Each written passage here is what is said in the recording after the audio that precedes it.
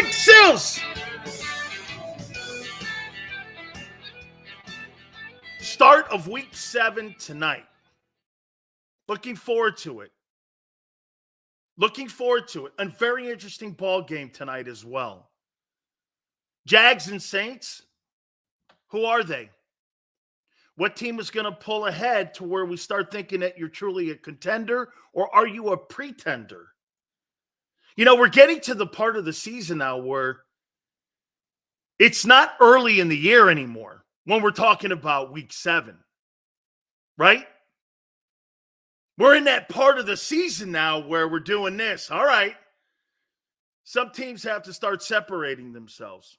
I got to tell you something. I have really learned a lot watching the Miami Dolphins this week with the 22, watching their press conferences, how Mike McDaniel is running his football team.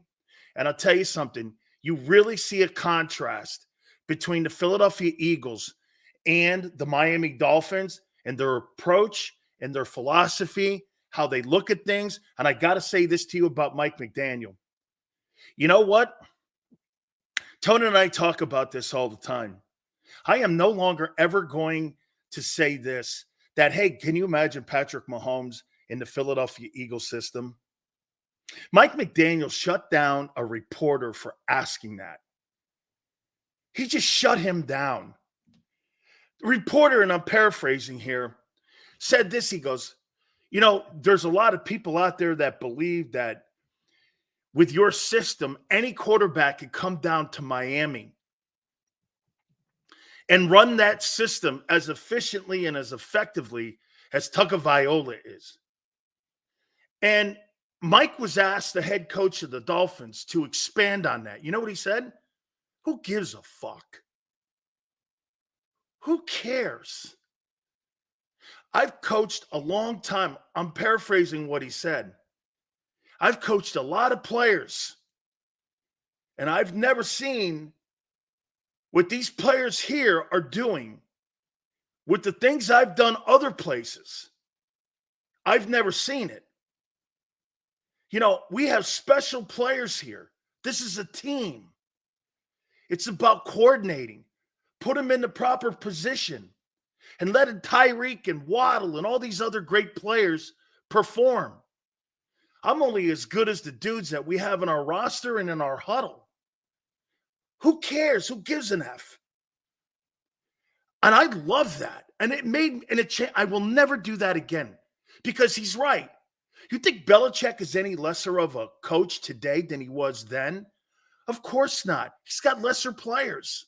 This is what we talked about with guys like Nick Sirianni. Nick Sirianni is not 22-2. The players are. But there's one thing that the coaches can do. They can lose you games if they're not in sync with the players. That's what's going on in Philadelphia compared to what's going on in Miami. Are the Eagles a better roster?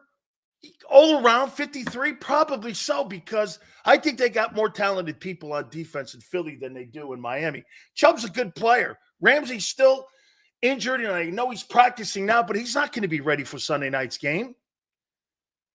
Every coach relies on the roster that's put in front of him and whether or not you're good enough to put the chess pieces together. And if you're not, you're going to be fired, whether you were a coach of the year 2 years ago or today. Okay? What would Patrick Mahomes do in Philly? I don't know. That's what Mike McDaniel says. He's right. A coach is only as good as the roster he has. You know, are there guys that put guys in position? He goes, I've been doing this for years. I've been putting guys in positions, but I've never seen anything like what we're doing down here. These guys are electric athletes. They're special. Tyreek is special. Tua is special. Could you have that same formula with a different guy? He's like, I don't know. Who cares? That's a super approach. And it's clear thinking. It's totally clear thinking on how you look at what your respected teams are doing. So when people say quarterbacks are products of systems, yeah, they're boutique systems developed for each and every single quarterback in this league. There's 32 system quarterbacks. Do we not agree with that? There's 32 system quarterbacks. 32 system quarterbacks. 32. And he is, I'll tell you why those players in Miami like him. Those players in Miami like him and respond to him because he doesn't overthink shit. He doesn't overcook it. He just doesn't overcook it. And when you start overthinking stuff, that's when you start to get in trouble. Really great. It's really a great philosophy in how they go about their business. They don't overcook it and they don't lie. And he's an eccentric dude. I can't wait to see this game Sunday. A completely different contrast on how you go forward and how you run your football team. The Eagles, you know the Eagles are? The Eagles are a no-shit organization. They're not going to try to fool you in any way possible. They're going to try to run it down your throat. They're going to play you hard. They're not going to be fancy. I'll tell you something about the Eagles. They're just not fancy. That's not like a fancy. That's a blue-collar football team. It's run blue-collar. It's in a blue-collar city. There's nothing elaborate about the way they go about winning games. Nothing fancy. No trick plays, no this or that. Something crazy. You're not going to see onside kicks and shit. They're going to go out there and beat you. And you know what it is? Some will say it's predictable. You know what else some will say? Well, let's see if you can take my best punch. Versus a team that tries to outdo themselves.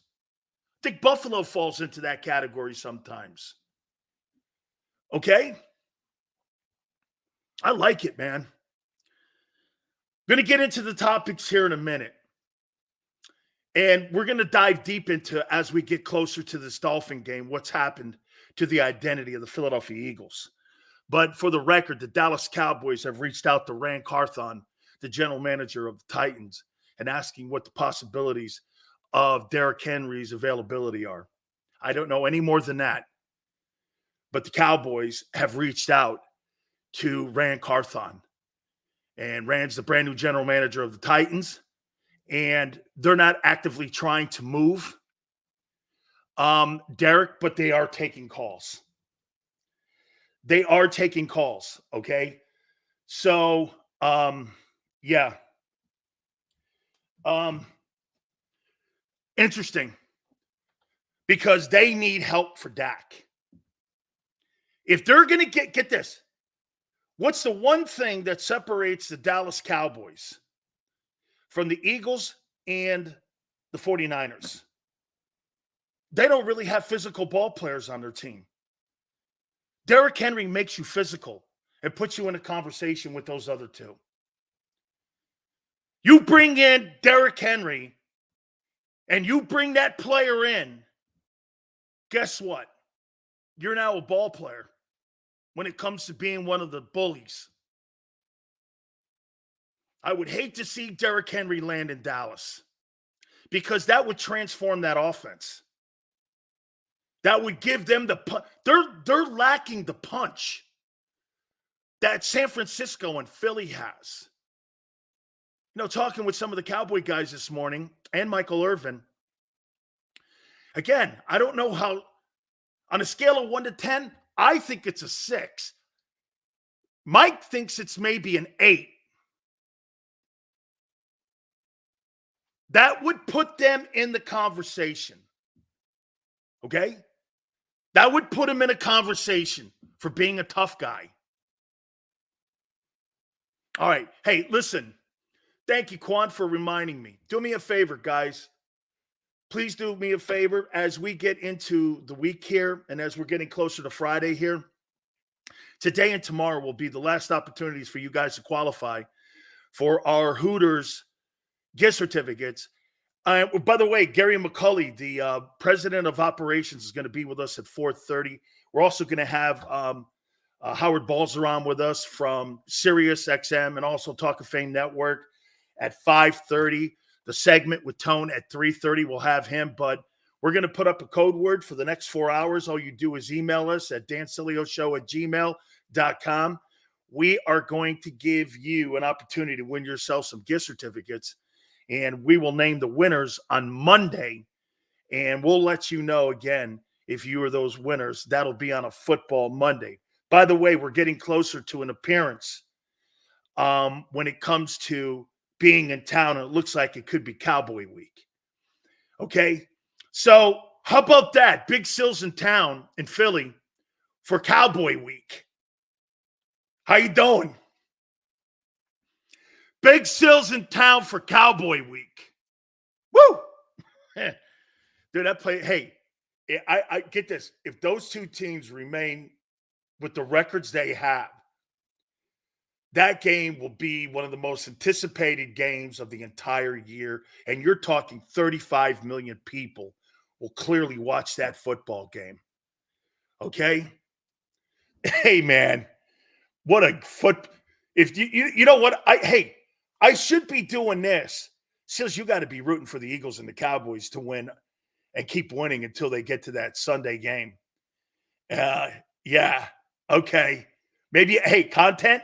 If content is king, why would I be picking against the Eagles? I want them to have, hey, maybe what we should do. Oh, yeah, no. I want that to be with the records currently the way it is right now, right?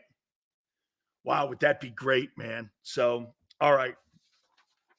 So we'll give you some more information in on that. So please hit the like button here. All right. Can I ask you something here? Before we get into the identity change that's going on, there's almost like a transition going on here with your Eagle offense, and we got numbers to prove it. Why is Sirianni taking blame for Jalen's interception? And why does he constantly have to defend decision-making after the fact? How many apologies is this now for him taking blame for bad situational play calling? 3? 4? I mean, dude, why do that? Why point that out? The media doesn't need an explanation. Why are you answering that? Now, let me ask you this. Is he defending Brian Johnson or Howie or both? Why is he defending them? I don't get it. Why are you defending a guy when you say this? Well, I'm really happy with the run to pass ratio in the Jet game. How could you possibly say something that is so untrue? And again, even if it is true, you're getting away from who you are. Why are you defending these guys? Or is that part of the job title? Is that part of the job description that he feels that he has to defend his coordinators and his GM when he stands in front of a mic? I'm trying to understand where he's going here with this. I mean, I don't understand why the necessary need to have to explain, well, hey, that's my fault. No, it's not, Nick. It's Nick. You should have had the in-game smarts to stop it then, not give me Monday morning quarterback conversation. There's too much Monday morning coaching going on here and not enough Sunday coaching going on. Monday morning coaches, I don't need that. I need an in-game coach to make decision-making at moments of clarity that when it's needed, you go like this, I'm vetoing that play or I'm going through with that play. You can't have any more of a dynamic and difference of coaching compared to what Doug Peterson in that Super Bowl with the Philly and hearing Sirianni on a Wednesday or on a Monday explain mistakes made in games. You can't have any more of a difference in coaching. Coaches apologizing on Monday for mistakes made in games, and you got a coach in game with a set of balls on him. Run it. Go ahead, run it. There lies the difference. There lies the difference in coaching. Dude, it's okay to have coaches with a set of balls on them. Maybe what Howie and the organization's doing also is holding Nick back. Sirianni gave up play calling to focus on a game management, and he's been doing a shitty job of it. It's time for him and Jalen to step up. Dirty D, that's the point exactly. Dude, so they took the play. That's right, Dirty D. They took the play calling away from him so that he could have those decisions in game. Jalen put himself in a bad situations, ownership. Think about that. They took the play calling away from Nick to make calls in games for what he's apologizing for now. So that means he's doing a shitty job at both. Dude, that team wins because of the great players that are on that football field, and there is no question about it. There is no question about it. That football team wins because of the exceptional leadership of the players and because of Jalen Hurts. There's no denying it. But what's happening is that the coaches are getting in the way here. Dude, they make some of the worst decision-making, and then they apologize for it 3 days later.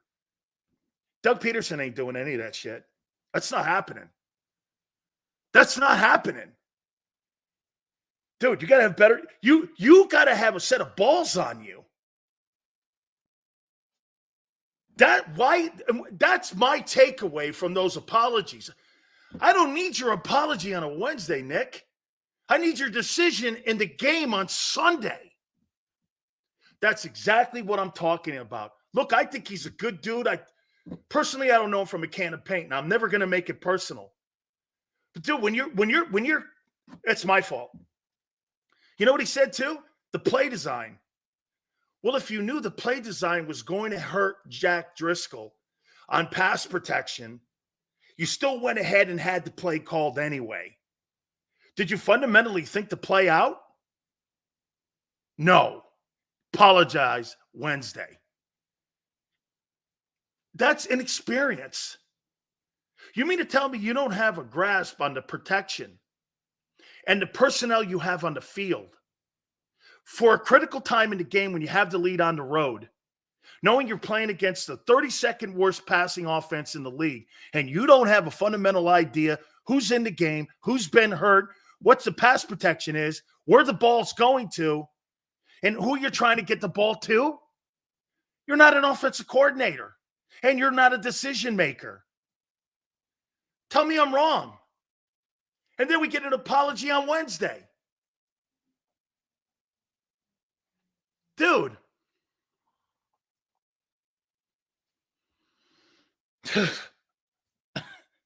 Okay. And then let's combine now the topic.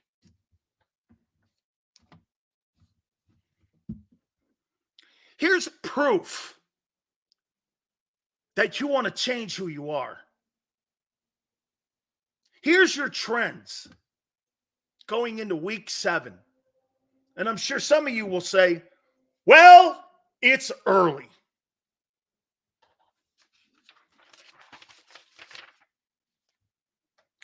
The first game of the year, you had 25 attempts and 33 passes. You kept the Patriots in the game. That's not a over-the-top unbalance. It's pretty balanced, in my opinion. Patriots held you to 97 yards rushing. You had 170 passing. Game 1, week 1. Okay, you don't really know what you're looking at in week 1 with any team. Week 2, You had 48 rushing attempts. You had 23 passing. You had 259 yards rushing to 193, and you dominated people at the point of attack. I mean, dominant. Week 3, you had 40 rushing attempts to 37 to that point, and I would say excellent balance. 37 pass, 40 rushes, 201, 277 in passing. That's kind of who you are. Week 4, 27 rushing attempts, 37 pass, 104 rushing, 319. Here's the complexing thing of this. Week 5, you had 39 rushes, 38 pass attempts, another great balanced attack. 159, 303. Going to kill every team you're in when you have balance like that. You're going to beat that's who you are. And then this last game against the Jets, 22 rushing attempts. Yeah, and you know what you have? When you have more pass attempts, you have more turnover opportunities and higher turnover rate. When you throw the ball more, there's more turnovers. They're high percentage turnover plays. Handing the football off and running the ball that's the difference what you did a year ago. 45 passing attempts, 80 rushing. That has to be the worst rushing game by the Eagles in 2 years. 280 passing. Now, what's the significance of these numbers here and these trends? And see, Sue doesn't understand that every NFL player gets trends on Wednesday. They get a trend book. Sue, you can call them stats, Sue, but every player gets a trend book that this is what the teams are doing. This is what the teams like to do. This is the predictability that the Eagles are. You have to understand, with trends that the Eagles have, they're not fancy. They're not going to do anything out of the realm. They're not going to have a lot of motion. They're not going to be doing a lot of trick plays. There's no creativity to the offense. It is becoming week after week more predictable. And here, what you get here, 33 pass attempts, 23 pass attempts. Now watch the number, 37, 37, 38, 45. Why is the passing attempts going up and the running attempts going down? Are you really trying to change the identity of who Jalen Hurts and the offense really was a year ago? Were you not happy with the offense that you had? They are contradicting themselves from what they were a year ago, just in how they're approaching the games so far this year. They don't want to be the 2022 Eagle offense. They want to be something else. And you know what they're doing in the process? They're becoming a finesse team. Why would you be a finesse team when you have power players?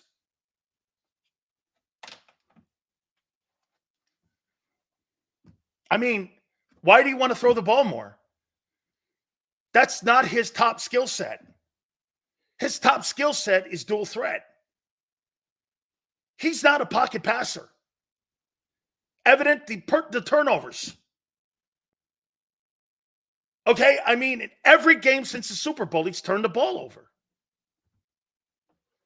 Every game since the Super Bowl, Jalen Hurts has turned the ball over.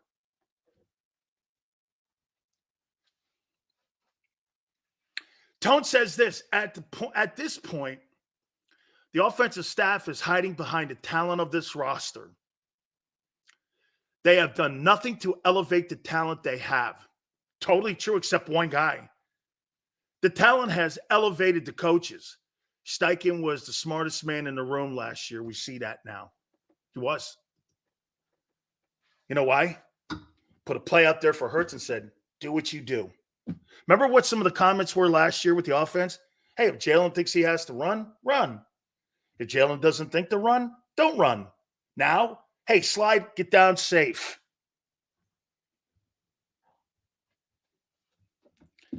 This is who you – some people who are fantasy football players will look at this and call them stats.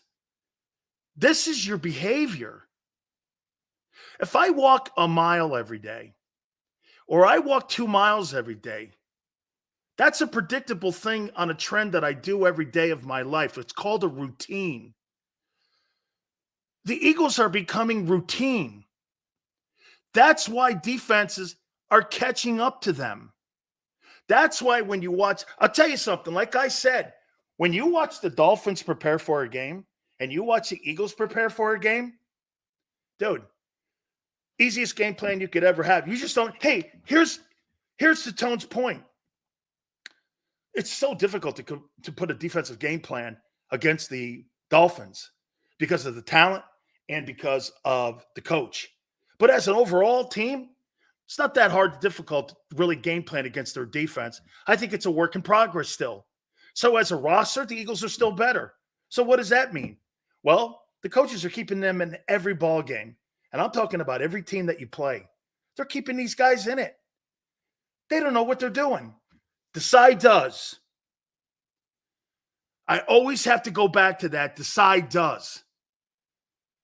The absolute inability to adjust this offense is costing the Eagles predictability trends.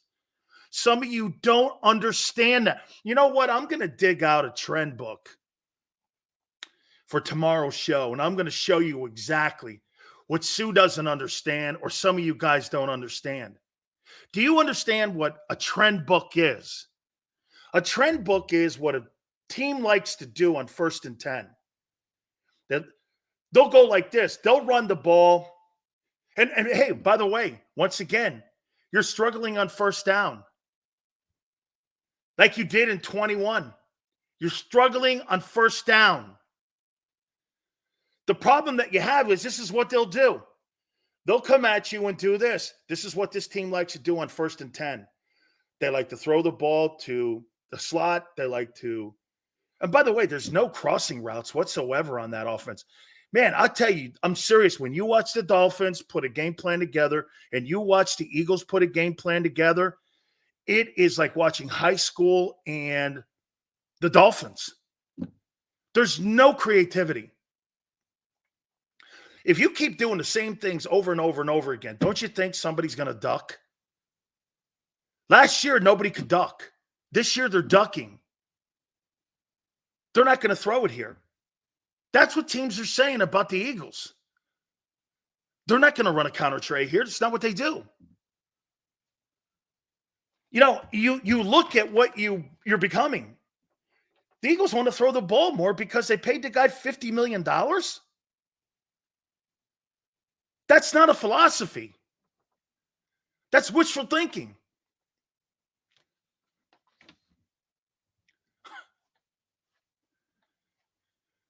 Leave the game plan to you, Nick. That team wouldn't win a game. Nick Sirianni on the Bears is Matt Eberflus. Nick Sirianni is Matt Eberflus. That guy's not a good coach. Apologizing on Wednesdays every other week for plays that he should have affected and should have been involved in stopping instead of giving us explanations why it's his fault. Jesus criminy, guy. I don't want apologies. I want results. This guy's giving you apologies. What? You're supposed to be, you had your game plan and your play calling duties taken from you so you could make situations and calls on the play you apologize for. What's the excuse for the incompetence in game not to have a decision on that call? What's the excuse? That's on me? Well, guy, cost you the game. Now that I think about it, Jalen didn't call it. Hey, let me take this back. Jalen Hurts didn't lose that game. Nick Sirianni did. Well, wait. Jalen should have stepped up and said something. Jalen's lack of balls also hurt them in that moment. Hey, wait a minute here. Shit, I'd rather have you take too much time penalty and take the thing and make them punt it. Get this. You want to hear something crazy? OC needs to teach checkdowns for bailout plays. How about this one here? You know what would have been a better play in that last interception in the game that cost you the game? If you took a too much time penalty and punted it versus throwing it to try to pick up the first down. Think about that. A negative play would have helped you more than the play you ran and the play you apologized for today. How dumb. Dude, I don't want coaches saying sorry to me. The offense doesn't have hot reads for blitzes. How the hell does a professional offense not have hot reads?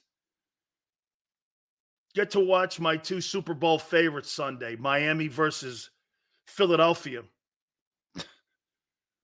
Hey, and here's what you want to see: predictability on what's going to happen on Sunday. I already know what Fangio's going to do. You know what Fangio's going to do? He's going to blitz up the middle. He's going to blitz up the middle. He's going to make Jalen roll right, and he's going to force him to the right of the field consistently, which will result in 2 picks. Guarantee it. Guarantee it. Vic Fangio he's not, get this. You know, I'll give you guys something here that George Foreman used to say. You know what George Foreman used to do? George Foreman used to throw these big giant. Remember when he was in the ring? He would throw these like this, these gigantic left hooks, knowing full well he wasn't going to hit the guy. What was he trying to do? He was trying to center him for his right hand. And in the fight, he kept doing it. He said he did this to Michael Moore. He kept trying to hurt him. He's hurting him over. He's not even trying to hit him. But what he was waiting for, because somewhere in the fight was going to be an opportunity to throw that right hand. And he was going to be centered for him. And in the 10th round, he knocked him out. That's what Fangio's going to do to Jalen. He's going to move him to certain points of the game. It's not going to be about last week. The Jets did that.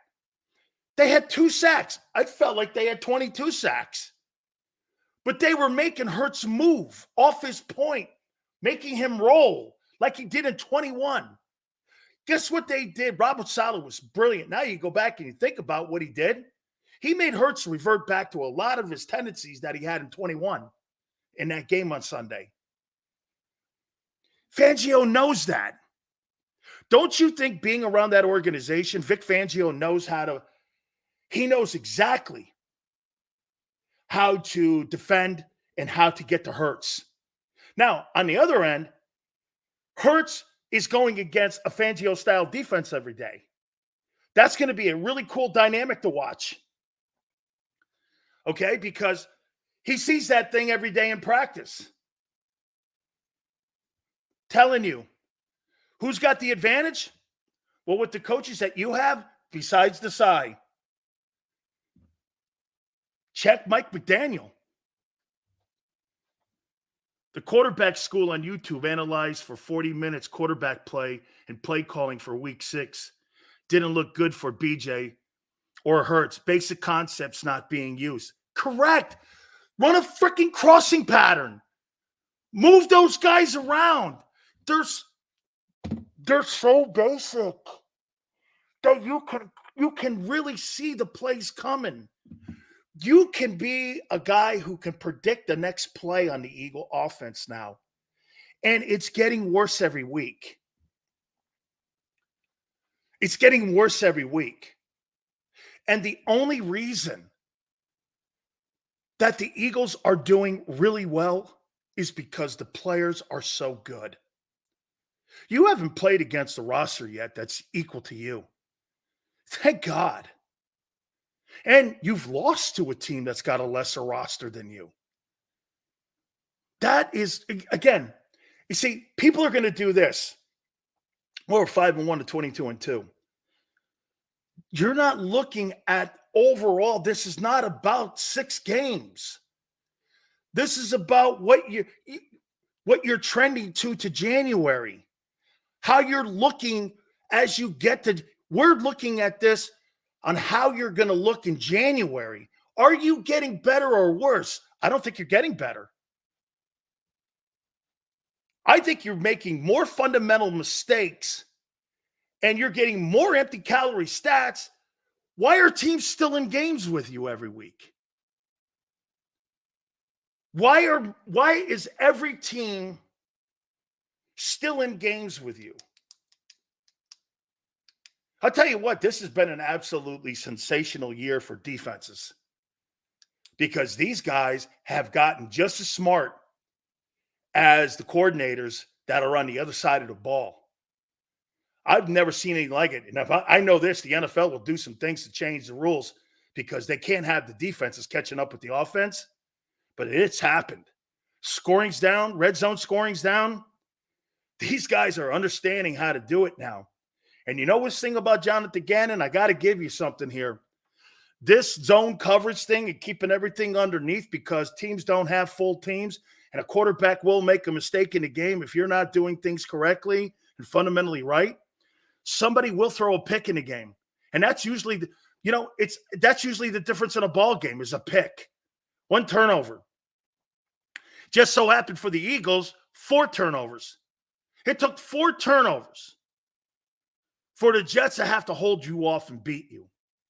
That tells you how good you are and how undisciplined your coaching was and player execution was on Sunday. That's why I come away from that game with the Jets going, it was just a poor outing for them. Get this. I say this to you about that Jets game. Hey, it's a poor outing. You put 2 in a row, then we got a problem. 5-1 don't mean shit. Last Giants started 6-0. What happened? I mean, yes, but we all don't know. This is all just assumptions. Like I said, even a good situation team right now could falter at the end of seasons. I'd rather have this problem now. Yeah, but your problem is unattainable until the only person that can fix this is the quarterback. Your coordinator's not all of a sudden going to become North Turner. I mean, you think your coordinator's just going to go, hey, no, okay, unless you change him out. I'll tell you this. I wouldn't mind a consultant coming in. I wouldn't mind an offensive consultant coming in. Maybe go get Dan Mullen. Somebody who understands concepts and RPOs. Get somebody who is an RPO guy who understands it because Brian Johnson and Nick Sirianni do not.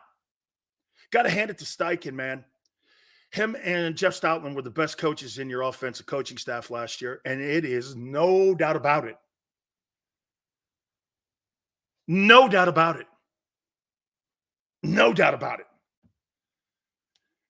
Steichen developed him and was developing Devontae. Get this. Look what Shane Steichen did last year. Shane Steichen developed Devontae, got the ball to AJ, turned Jalen into an MVP candidate. Goddard was on his way to 900 yards in a Pro Bowl. The running back had a Pro Bowl season. And this year, there's one guy performing well since week 2. Disguise the offense and pass under 3 seconds. Get a check down assistant for Navy. Link will be loud. Hey, they're going to blitz him. They're going to absolutely blitz him. And get this, just like Brady, you could blitz Brady off the perimeter and he would feel it and field pressure. What was the one thing that teams like Baltimore and Indianapolis with Dungy wanted to do? They didn't want him to step up in the pocket. So the internal pressure always frustrated Brady when teams got internal pressure. That's what the Rams did to him. Hit the like, peeps. Time is maniac on today. Who's maniac? Pedro goes, let's be honest. Hurts has been breaking the pocket on the right, even when Lane was in.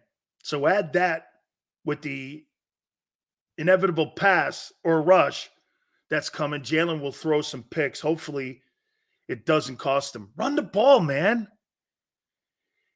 Get back to making defenses respect you and what you do best. Look at these trends. You're increasing your passing every game. Why? Don't you get it?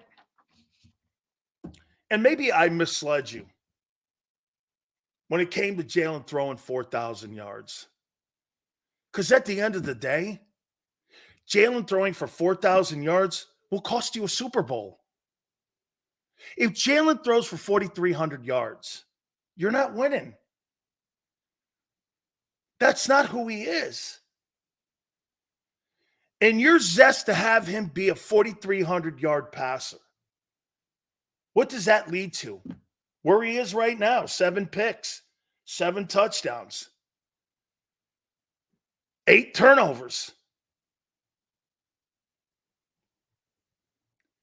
You wanting him to be more of a passer, the Eagles wanting him to be more of a passer, has turned Jalen Hurts into a turnover machine. That's not what he wants to do. That's why he's pissed. I don't blame him. And you got a coach making these obscene comments. I'd rather have him say nothing. Dude, why does this coach feel that he has to have the Eagle media or the Philly media like him? Who gives a shit if they like him or not? Why? Because he's worried about bad press for his coordinators? This goes back to what Tone and I were discussing yesterday. Really, who's the star of the teams? The players, these coaches. They don't want them to have a bad light with the fans, and it's important to make the coaches seem like they're doing the right thing. So you fall on the sword for them and you lie to them and you tell people, hey, these guys are doing a really good job. Who cares? The coaches should be seen and not heard. I'm not talking about the head coach, I'm talking about the coordinators. I would say this to you. Do the coordinators in New England, do they talk at a press conference? I've never seen a press conference where you had a coordinator up in New England talking. I don't know if I've seen that. Maybe once a month. But I know when Brady was there, I don't remember assistant coaches getting to the mic. Maybe in a scrum around practice. I don't ever remember those coaches talking and saying something that would contradict what Nick said. Okay? Seals, is it weird watching 1 p.m. Eastern games at 10 a.m.? I still haven't got used to that, maniac. Hey, 5-star, what up, brother? Seals, make up our minds. What do you want as a quarterback? We say he just wins, and you talk about stats for 2 years. Which one? Philly, I told you, that's not my style of quarterback. I don't know how many times I've emphasized that. Jalen Hurts is not a quarterback that I want to build my football team around. I want the style of Joe Burrow. I want that kind of quarterback. I want to win games solely from the pocket. That's the quarterback I want. But since you have built your team around this, he is about what he's doing with these numbers.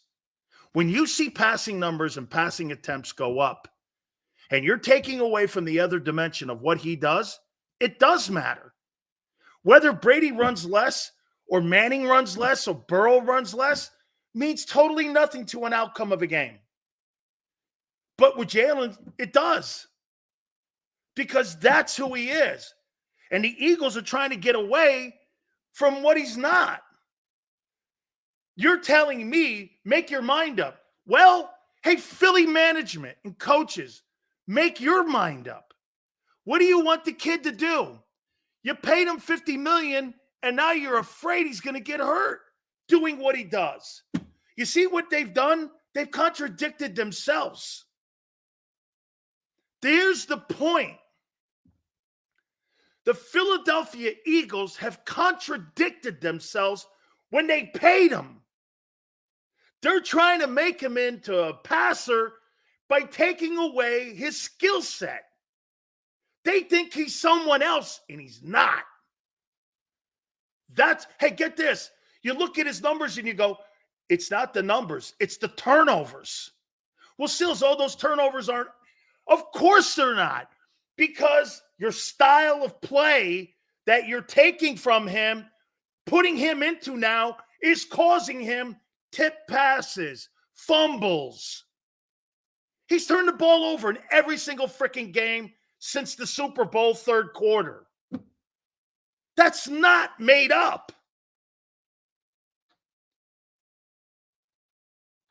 Okay?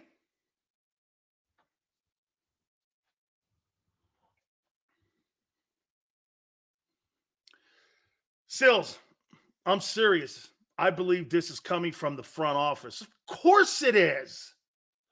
Do you know it's probably coming from the front office indirectly? Like, they're not saying, do this play, do that play. The hirings dictate that. The players dictate that. The inactives dictate that. The contracts dictate that. How Howie is involved in Thursday's game day roster dictates that. It dictated it for that has not changed. It's actually gotten more into the front office's hands for the game day actives.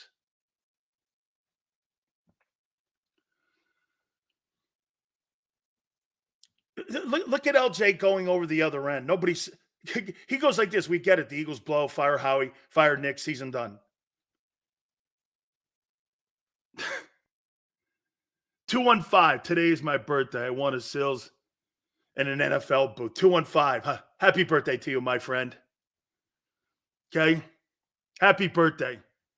Hey, that's okay because LJ reminds me of people. Okay, we're no good. Okay, go home.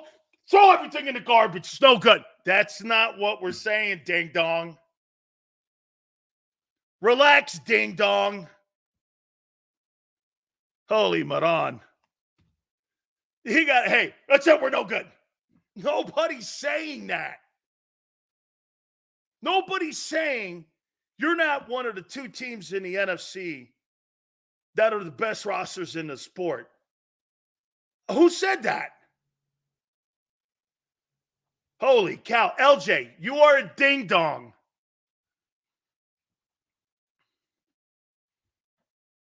Hey, LJ, I don't understand sarcasm. Ding-dong. Seriously, I used to love ding-dongs. You know those ding-dongs you had when we were kids? You dipped them in milk and shit? Love ding-dongs, man. I love ding-dongs. And like my friend in here, ho-ho. I like ho-hos. Hostess ho-hos. Devil dogs, too. When I was in college, I could eat a box of devil dogs and not gain a pound. Now, if I look at a half of a devil dog, I gain 30 pounds. No good. It's not good. It's not good for me. I can't eat a ding-dong. Plus, now my digestive system's not what it used to be. I can't even eat a Tic Tac. Not good. No good. It's no good.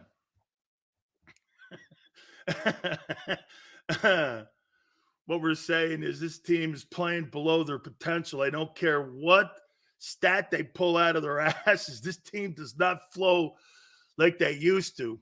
It's so damn obvious. Yeah, because Tones looked beyond the numbers of the record. And he's like, get this. Tone and the smart football people will look at the 5-1 and the 22-2, I guarantee you, and be more frustrated. You're more frustrated by that record than you're happy because you know you're better. Dude, when you're elite and you're playing under your elite level and you still have the same record, are you happy or sad? or just grateful for winning games.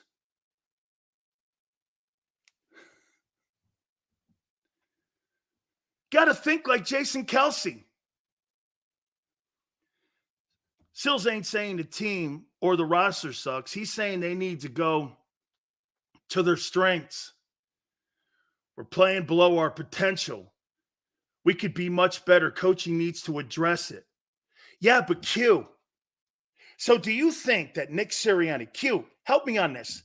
So when Sirianni and Brian Johnson come to the podium on Wednesday and say that they're happy with the direction of the run-to-pass ratio and they're cool, and then Nick apologizes for the last interception, do you personally think they're addressing that with the team and telling the team something completely different than what they're telling the media? Which is it? And Q, I'm not calling you out.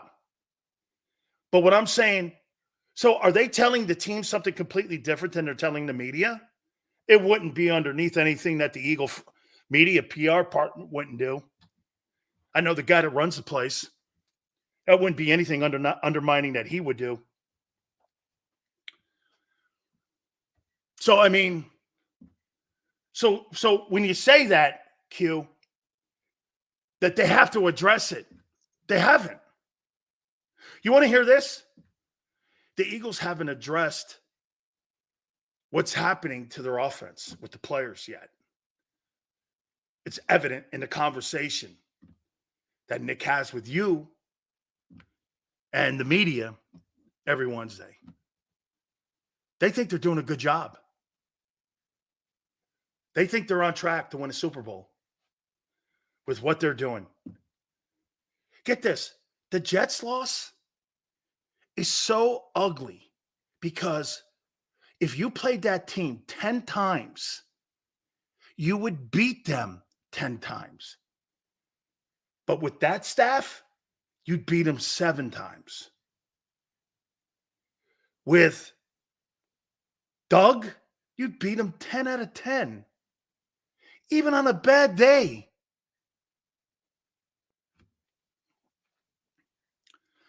Sills, if Hurts doesn't turn into a 4,040 touchdown quarterback, will the front office blame Hurts or the coaching staff? Coaching staff. Coaches are interchangeable at that place. Haven't they proven that to you? Trucker. If they could fire Andy Reid and Doug Peterson, who's Nick Sirianni? Nick Sirianni has failed at everything that he has done except this, allowing the players to carry him. Nick Sirianni is taking credit for something he's not responsible for. Am I wrong?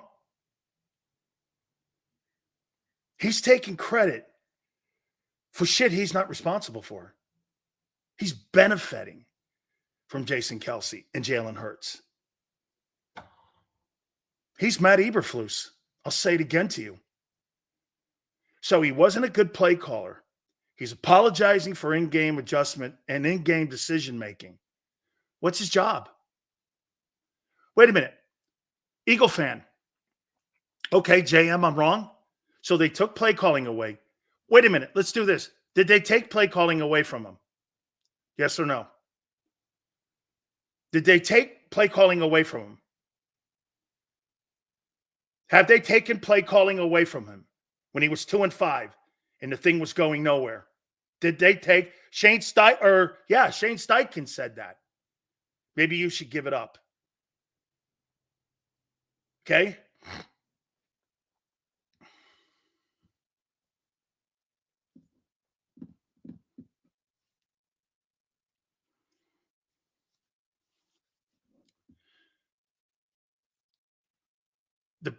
You're right, Sills, and the proof is happening before our eyes. So they took the play calling away. Now he's apologizing every other day for mistakes that are made in game, for decision making that they solely gave him that responsibility for. And he's apologizing for picks and shit that he, on Wednesday, that he should have addressed Sunday. What's his job? I don't want to hear you apologizing and making poor decisions in the game and telling me after a fact that I fucked up. You don't get mulligans in this. Nick takes bullets for his guys. That's not coaching. That's a puppet. Which head coach out there? Can you put that up for me, Tone, please? What coach out there does what? Bill Belichick never apologizes for anything he ever does. And someone I thought I read something where they go, yeah, but okay, so does Bill drafted Brady. Bill developed Brady. Bill got him proper coaches around him. Hey, the guy in Las Vegas may not be a good head coach, but he's a hell of a coordinator. Hence the 5 Super Bowls he won with Brady. They had Romeo Cornell up there, who was a great D coordinator. They had Belichick's the greatest D coordinator in the history of the NFL. So you had the greatest D coordinator in the history of the NFL, and he was helping develop the greatest quarterback of all time.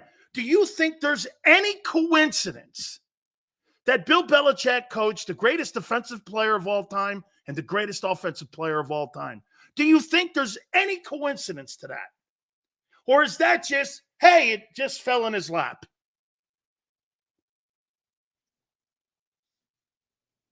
Right? Oh, it can't give him credit for LT. Why? Coached him. He coached him his entire career in New York.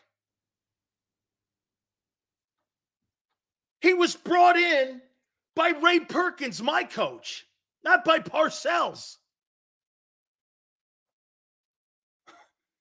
No, it's coincidence, Sills. Oh, of course it is. Because every coach in the NFL has coached the 2 greatest players on both sides of the football. Okay. Yeah, all right. That's some lightning bolt.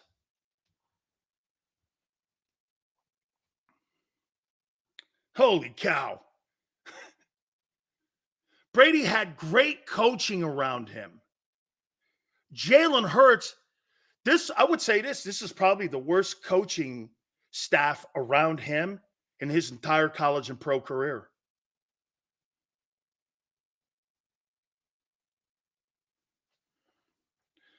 Because they're not getting him better. Jalen Hurts shot out of a cannon last year. And nobody had game film on him. What did you think people were going to do? All of you kept saying Jalen's going to have another level. I said, Jalen's next level will be this, not this. Once you get that giant growth spurt, you don't have another one like that. You're hoping Brady went up like this. Brady had that giant growth spurt from year 1 to 2. All of a sudden, it kept getting better and better. Dude, they weren't winning Super Bowls with Tom Brady in the first half of that dynasty. Adam Vinatieri and the defenses were. Brady was putting him in field goal positions to win, and Vinatieri kicked him through the uprights to win Super Bowls. The back end of that 20-year dynasty, Brady started winning them. It wasn't Brady winning. That who kicked the game winner against the Rams? Brady put him in a position. It was like a 47-yarder.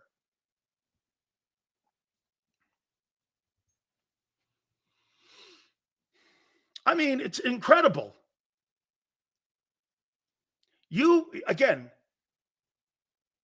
This guy, Mike McDaniel, on Sunday, holy crap.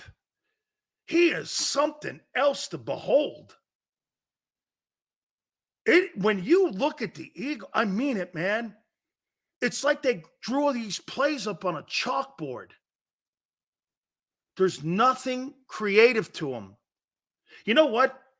Brian Johnson's a lot like Jonathan Gannon. There's zero creativity to it. Zero. Sills, I agree with you. I'm just saying something needs to be done about it. It's bad how they give up on the run. So, okay, if you're a good coach and you know a guy does one thing well, when you exploit that,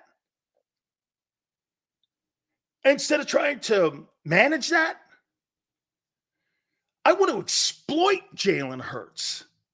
Look, if Jalen Hurts gets hurt in 5 years, and in that 5-year span, he wins you a Super Bowl, it was worth it.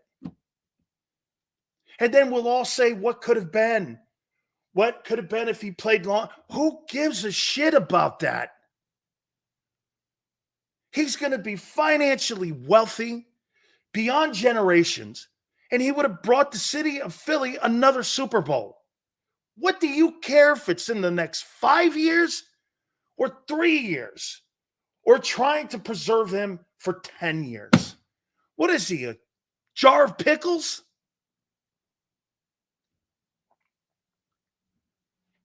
Damn. This is football. People get hurt. People don't play a long period of time. People sometimes play 20 years. You know, the almost unfair litmus test and thing out there now will be that what Brady did. It's unachievable, even for Mahomes.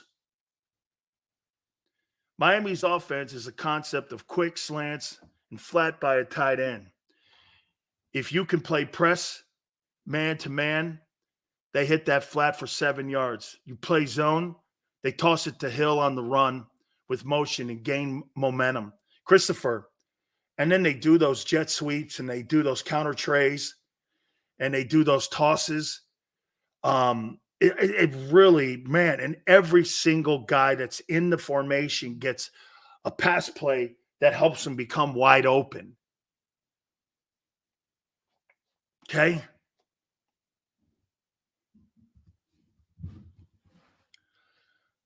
Better do something because Hurts' contract kicks in next year. Brian Johnson will not be the offensive coordinator next year.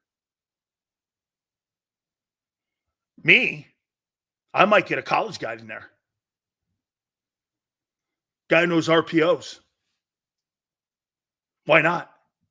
Most of these RPO offenses now are based off of what you're seeing in college, not by the pro style guys.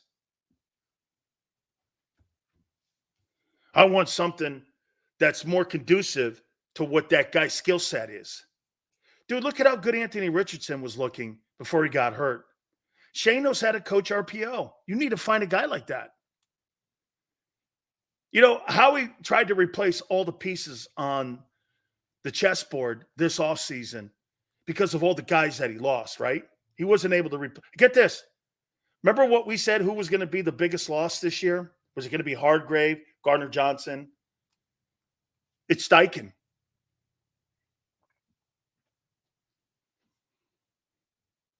Dan, do you think Carter and Davis can limit the Dolphins' running game? I think they're better than what they have center and guard in the triangle. My question will be, where's Dean fitting into this? How are they going to handle that? Or again, is there going to be front office decisions to be made there? Because I'll tell you something, Mike McDaniel will take advantage when you start to substitute that position. What's the two positions you can't substitute? You can't substitute a Mike linebacker and your corners. Because don't you see every time those guys come out, what do? They attack it, either with a tight end, a running back, or as what Christopher said, if you press them, they're going to hit those quick slants. And if you play that zone, Hill's going to run by you. Get this, even with a 10-yard heads up for Slay, Tyreek Hill's going to run by him. Even with that guy runs 4 flat 40s. You're not staying with that guy. Even with a 10-yard heads up. And if you give that guy 10-yard heads up, it'd be pitch and catch all day. Pitch and catch all day. I do not think that the Dolphins are going to be able to slam the ball in there like that. Because here's why. I personally think that the defense has done really a nice job, and it's trending each and every single week, no matter who it is. They do a great job of jamming the run. And Fletcher's going to be a healthier week. I don't know what the status of Milton Williams is, but Carter's back. But who knows? Is he 100%?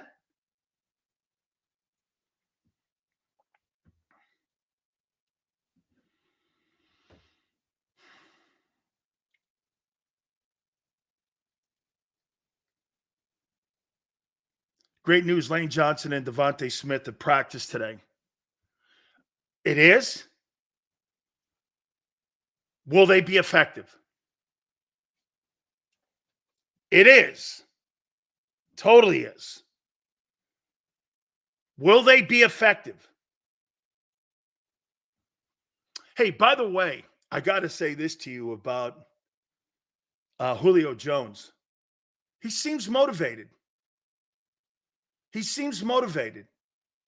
I heard his shit talking. I want to come in here and dominate. Okay. Only way we beat them is to play inside coverage and make sure they have to run the ball down the field. Tua doesn't have a strong arm. Our pass rush needs to get home. That's the only formula. Here also, too, Christopher, you've got to move Tua off this point. He's one of those spot passers. He's got a comfort zone in that pocket, and he likes to be in a spot. Every great passer has a spot. You want to move him off. Monty Kiffin taught me this, and so did Buddy Ryan. You want to do something cool. You've got to move these guys off their point, okay? Totally have to move them off their point. I got to show you guys something before we go to a timeout. It's the old vet locker room. And because of the Kelly Green, by the way, I'm totally stoked for the Kelly Greens on Sunday. I don't care what anybody says. I'm stoked. I got to show you this, man. Check it out. So here's Jerome's best friend, Tim Jenkins. This is a year after the unfortunate passing of Jerome. Look what the Eagles did at the vet. This is a personal picture that I took when we all celebrated, when they had the opening day deal there. And check it out. That's Tim Jenkins, Jerome's best friend from Brooksville. And they kept his locker at the vet like that, I think for like the whole year. And then I think they took the locker and they shipped it to Brooksville. I thought you guys would like, again, we're celebrating Kelly Green. Okay. Pretty cool, huh? That's the old, look at the old shitty vet lockers. Hey, is that not symbolic of Philly? Look at those. You got better locker rooms at Franklin Field. Look at that thing, man. Holy cow. Oh, my God. Look at that thing, man. I had to share that with you. We're going to look at week 7 of the NFL, more into what we see with this Dolphin team too. The vet used to have a courthouse in the basement. Hey, Cody, I thought it was at the 700 level, not in the basement. I'm looking forward to that, man.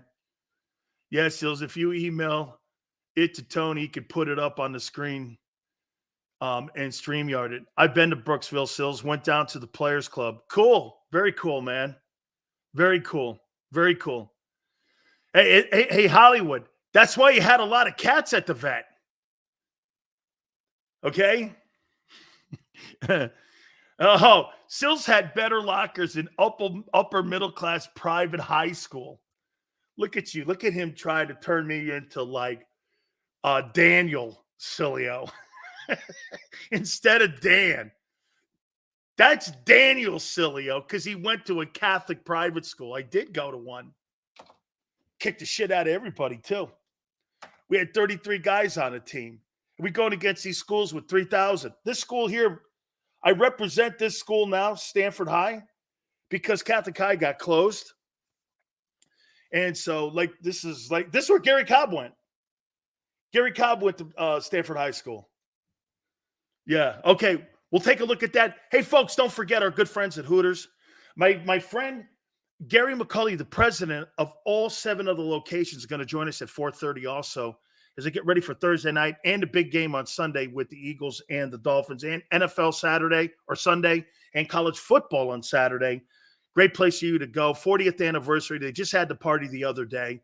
Look, all the way from Rhode Island down through Jersey, all the way to King of Prussia, all 7 of the locations. You go to northeasthooters.com to find that location nearest to you for you to experience what we have been talking about now for the last couple months. And for me, really almost 40 years. Tonight, if you don't want to go into any one of the places, use the app. Go to hooterstogo.com. That's hooterstogo.com. If you do go in, you'll experience some of the best 40-year traditions. Tuesdays, buy 10 wings, get 10 boneless free. Wing Wednesdays, 40-year tradition. 1983, the year the place was founded. That's right, 1983, all you can eat. Kids eat free on Saturdays. How about $6, 6 items? Try the fried pickles. Go to northeasthooters.com. That's northeasthooters.com. And do me a favor, every time you roll into any one of the locations, you tell them Big Sil sent you.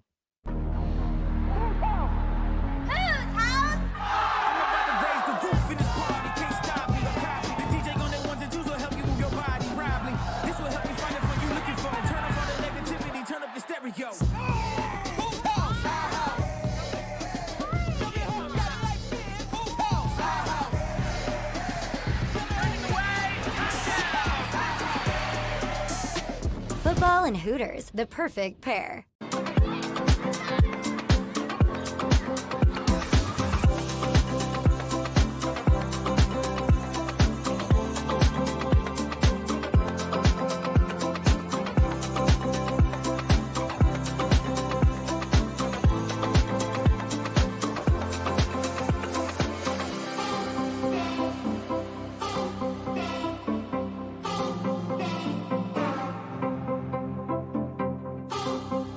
If you own a company and you're not producing a podcast, you're missing out. The public consumes messaging when they're ready. Join the professional podcast network of companies and let JAKIB Media Partners put you in the podcast arena. Come to our professional studio or we'll come to your place of business and professionally produce your company podcast. Call JAKIB Media right now at 267-261-3428. 267-261-3428.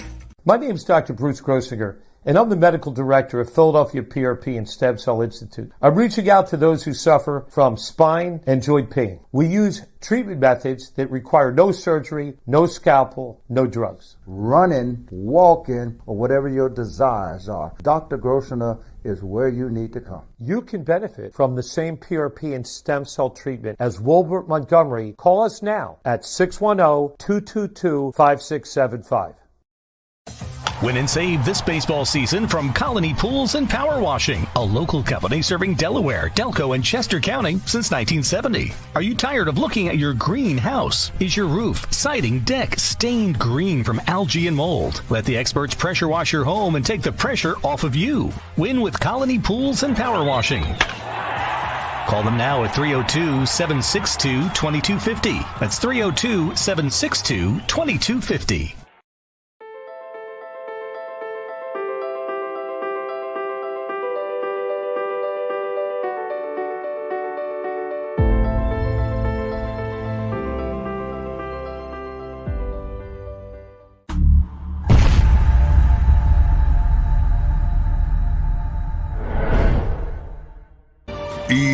EAGLES, Eagles.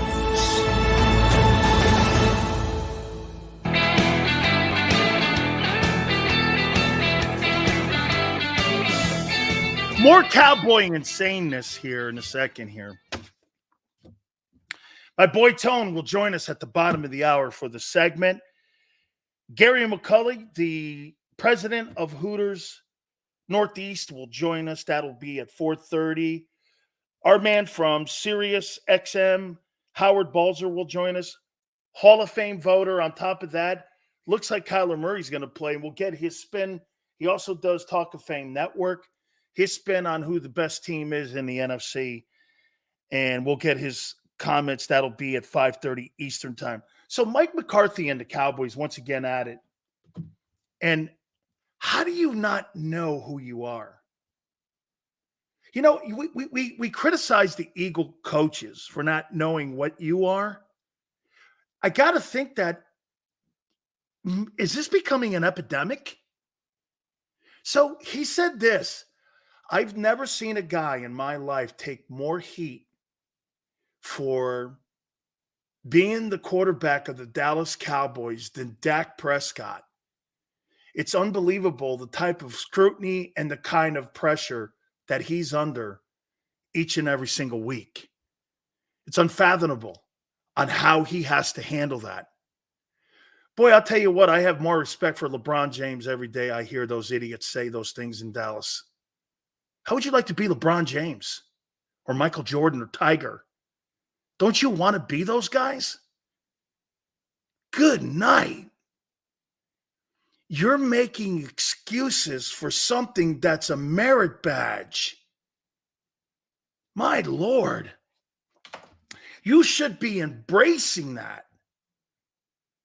Let me say what? Hey, dude, when they stop talking about you, that means you're not relevant anymore. I mean, when they stop thinking about you, you're not relevant. I mean, it blows my mind how Mike McCarthy is not have self. It's got to be because he has no complete power of that football. It's just, that's another example of it right there. It's another example of Mike McCarthy not being the head coach. And he is the ultimate cheerleader in the NFL. You know, they got two units in Dallas, two cheerleading units. One, the coaching staff, and the other one are the Dallas Cowboy cheerleaders. They probably have more say in the organization, the Cowboy cheerleaders. At least they get to pick their boots out. I mean, this guy, I can't believe Dak's under this kind of pressure. I can't believe Dak handles himself the way he does. I can't believe that he is so criticized. About Magic Johnson, when Magic Johnson had the ball stolen from him in the series against the Celtics, and they called him Tragic Johnson. I mean, that's part of playing point for the Lakers, isn't it? They called Magic Johnson Tragic Johnson. Look at LeBron. Hey, Tone, right? LeBron can't even eat a meal on the bench in an exhibition game that no one gives a shit about. Oh, he's so disrespectful to the game. He's not engaged with his team. Who would make that connection? That LeBron James, who has spent 21 years of his entire professional career engaged as one of the most engaged athletes of all time, and I'm not even a LeBron guy and I'm defending him. I mean, Jesus criminy, man. He's the quarterback of America's team. Take the good with the bad. Ugh, I can't believe it. I just can't believe it. That Dak has to take so much scrutiny. Hey, I think Dak also has to have some balls and step up and say no sometimes. But he doesn't. See, when you make $50 million a year, hard to tell your bosses no. It is. Because they pay you to shut the F up.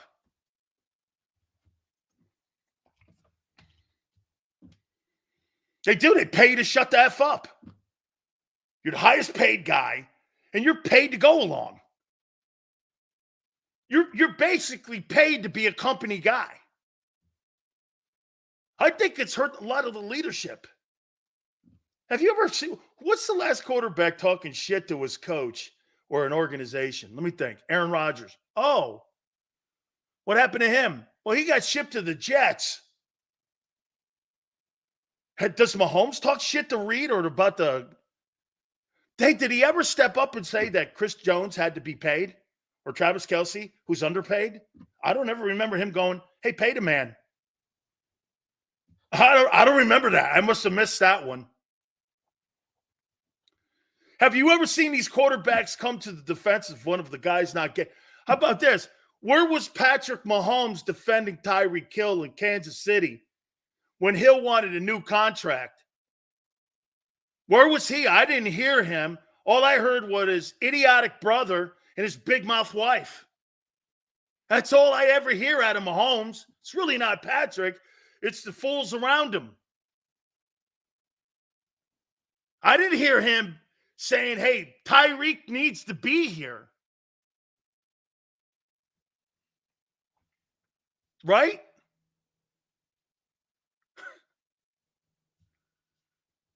Hey, we need to pay Tyreek, man. We need to keep him in the building. And you know what? He shuts up more now because they won a Super Bowl without him. Oh, okay. They know what's best. Do they? I'll tell you this. Philadelphia's offense looks better than Kansas City's this year. Hey, how about that one? I think Philadelphia's offense looks better than Kansas City's, even with the turnovers. Would we not agree here? Whose offense would you take right now, Kansas City's or Philly's?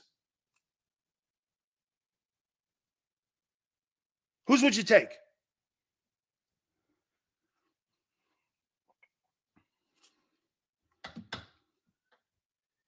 I'd take the Birds. I'd take the Birds. I mean, that Kansas City, the only thing that scares me is Reed and the quarterback and Kelsey. Kelsey's been banged up all year. All right. Had to get to this guy before we get to my guy and also a little bit more Birds, Dolphins. Boy, I tell you, you guys were right. Deshaun Watson has very limited character. It's a character thing now with me. I sound like the GM on draft day. There's a character issue with him. His unawareness on who he is and what his responsibility is and how he sees himself and how he looks at others comes into question now in his behavior and his decision-making and his personal decision-making. He's a loser. He totally is. And you're right. He's a total loser. This guy's loser all over him. Loser all over him.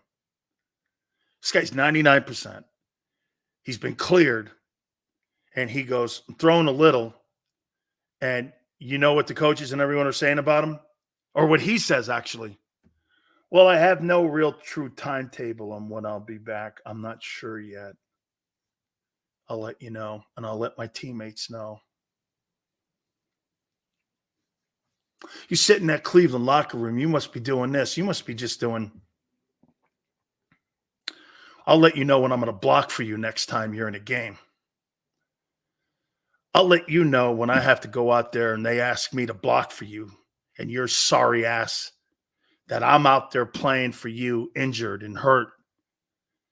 And I'm at 75%, but they want me out there to protect you.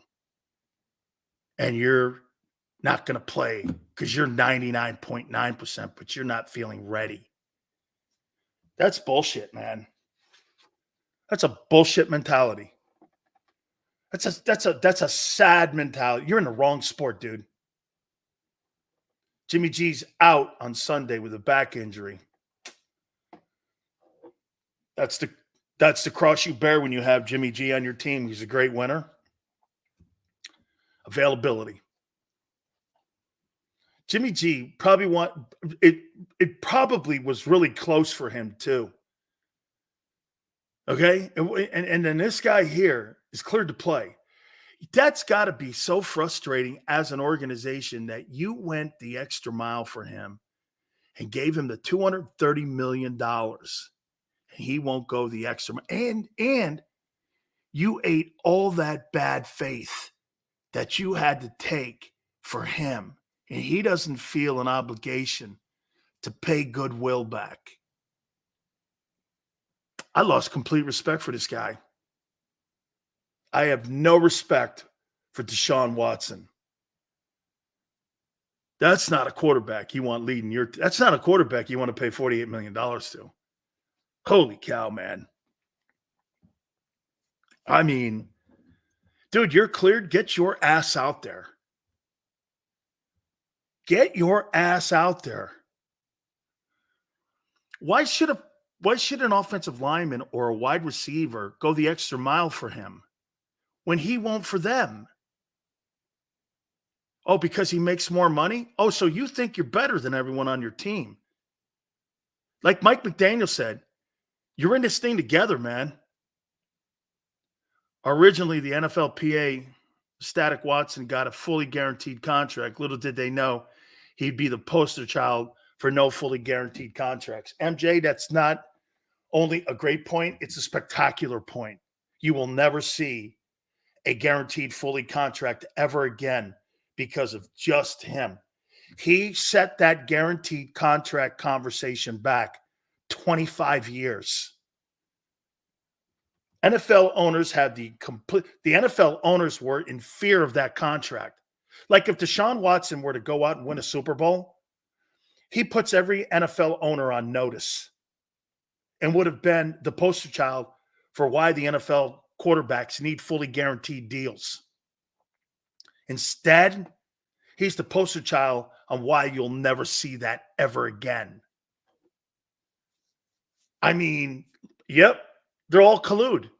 We saw the NFL owners colluding on the running backs. You don't think they're going to collude on that contract thing? They're going to go to agents going, you could take that shit out of here. And by the way, if you think you're going to pimp your quarterback to some other place on a guaranteed deal, you think they wanted Deshaun Watson in the building, something like that? Where they feel compelled? Get this. You see, he's enabled by Cleveland on that contract not to be and go out and play at 100%. He's not going to play it unless he's 100%. Football is a game you play hurt. It's a game you play hurt, dude. All right, let's bring my friend Tone in here for the segment. I enjoy this each and every single day. Big Sills, how you doing, sir? Here's two things the Eagles got so lucky on. Not having him as the quarterback or Russell Wilson as the quarterback. Two disasters, Tone. Denver and Cleveland. I mean, am I right when I say this? Deshaun Watson sets that whole process back for getting fully guaranteed contracts for quarterbacks. He sets that thing back forever. Yeah, the sad part about it is he's been cleared, you know what I mean? And look, I'm not him. I don't know what he physically feels. I don't know nothing about that, right? But one thing I do know, they guaranteed him $230 million. And when you see guys going out there with bad shoulders, bad legs or a bad hip or a bad back, whatever it is, you see guys out there going, like, for example, Trevor Lawrence, he's going to play tonight. He got a bad knee right now. Yep. He didn't get his money yet. But again, you said something really key. The fact of the matter is he's been emboldened. He's been empowered by this organization to the point where he doesn't feel the need to go the extra mile for them, right? And I think I said something to you in the chat. I said, he didn't go to Cleveland to get them a Super Bowl. He went to Cleveland because they gave him the biggest bag. Yeah. Like, let's be honest. He planned on going to Atlanta or Carolina or whatever other team other than Cleveland. Cleveland came out the woodworks and they said, listen, we know what they're offering you, but we'll give you the whole thing guaranteed. I'll play in Mars. I'll play on Pluto. Where do you want me to sign? Where do you want me to go? What do you want me to wear? Now that he got the money, he doesn't feel the need, to put himself out there for that organization. So, at the end of the day, we'll see how it happens. And again, I want to reiterate, I don't know what he's feeling. I don't know what he's thinking. But for me, at least, that team, at least the guys that you play with every day, they depend on you. And for me, at least, the way my mental works, I like to show up for people who depend on me. Absolutely. And I'll perform for you too. But you have to reciprocate on the other end of that too. And we have to have it and row in the same direction here. I want to go back to something I said in the first hour about Sirianni and the approach. I mean, you tell me now. Okay, so they take the play calling duties away from him at 2 and 5. They say that they want him to be more of a game manager. Then he turns around and again apologizes today for the interception 2 in the game that really was the game that cost the Eagles the game against the Jets on Sunday. Well, we're seeing more and more of these apologies and these Wednesday apologies for something that should happen in game. I mean, I ask you again, Tone, what's his responsibility if they took play calling away from him? If you're apologizing for people on Wednesday when your explicit job is to be the guy who's looking at each sequence on whether or not you think that that play is conducive to winning football, and yet you turn around and go, that's on me. And then I saw some of the explanation. Well, we didn't help Jack Driscoll. So you didn't know who the personnel was in the game then? Or, okay, well, we were trying to get this guy open on the Goddard route versus, okay, so then you're not understanding the proper structure of the pass routes that you're calling on that sequence when you're up in the game with 134 left. You had everything taken from you to make that exact decision. This is why that's my problem. I don't want effing apologies on Wednesday. I want coaching on Sunday. Dude, there's a problem on that side of the ball and in that structure on how those coaches are benefiting from the players on the field. Yeah, I would tend to agree with you. I do believe they are benefiting from the talent, that's on this team. Look, the reality is Brian Johnson is still here. Nick Sirianni is still here. Jeff Stoutland is still here. Kevin Patullo is still here. Who's not here? Shane Steichen. And it looks so drastically different. A lot of people like to say, well, we're second in total yards on offense. We're fifth in scoring. We're top 3 in rushing, and we're top 10 in passing yards a game, and all that kind of stuff. And all that stuff is fun to talk about when you're debating with your friends. But when you really look at the game, when you watch it, they don't look comfortable. None of them out there. The only person that's getting theirs is A.J. Brown. And that's not an A.J. Brown problem. That's a coaching problem. I'm looking at this coaching staff, and look, if Nick Sirianni and Brian Johnson were stock options, they would be trending down to me. And I liked Nick Sirianni when he got here. I wanted to support him. I wanted to have his back. I know he had a bad press conference, all that kind of stuff. I didn't hold that against him. And, he was able to coach this team towards a Super Bowl appearance. But now you're beginning to really see who was the brainchild behind the way this offense flowed last year. And if the playbook hasn't changed, but you're missing the guy who called the plays or who designed the plays, rather, it makes sense why it looks so disjointed the way it does. And for Jalen Hurts to have more interceptions through 6 games than he had in the whole season, there's a disconnect somewhere. And I'm looking at the coaches because Jalen Hurts doesn't strike me as the player to dial back on his preparation. He doesn't strike me as the kind of player to dial back on his off-season, fundamental work and making sure that he understands the game. And he doesn't strike me as that kind of guy. What I keep hearing is, hey, these teams are throwing things at us that we weren't prepared for or that we didn't see or that we didn't expect. Well, that's a coaching problem. I'm looking at the coaches like, okay, why do your players keep talking about what they weren't prepared for or what they didn't expect?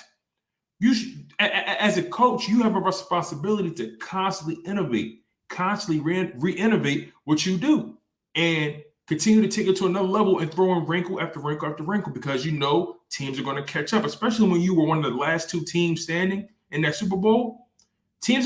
Everyone around the world was watching you play. And you know what they said? They said, okay, we have to stop that. Every team in the NFC looked at the Eagles and the Chiefs and said, okay, we have to stop that. And it just so happens the Chiefs offense doesn't flow the way it's supposed to. The Eagles offense doesn't flow the way it's supposed to. There's a disconnect somewhere. And I'm pointing at the coaches. I'm not pointing at Jalen Hurts. I do not think, and I want to reiterate this to the Eagles fans, Jalen Hurts is not the problem. No. Jalen Hurts is not the problem. Nick Sirianni and Brian Johnson are the problem. I've become more of a believer in that. Get this. Just watching the game film of the Dolphins, Tone, makes me go like this even more with conviction. That kid ain't the problem. I'm going to put something else out there to you. You know, every coach has a consigliere. Mm-hmm. Every coach has a guy on the staff he goes to, whether it be Belichick and Parcells or Seifert and Bill Walsh. Mm-hmm. You always had that guy in the building. Maybe the guy that was that guy in the building last year was Steichen, that he banged shit off of, that those guys were able to work together. I saw someone in here make the comparison with Frank Reich and with Doug Peterson. Right. You know, it just, how about this? You know, some could even make the conversation, boy, that Chief offense looks different. Eric Bieniemy may not have been the play caller, but I'll tell you what, that thing don't look the same. Mm-hmm. I mean, you know, a lot of people right? are saying, and you know, I want to make this clear as well, right? You know, watching the games, Jalen Hurts, you can't turn the ball over.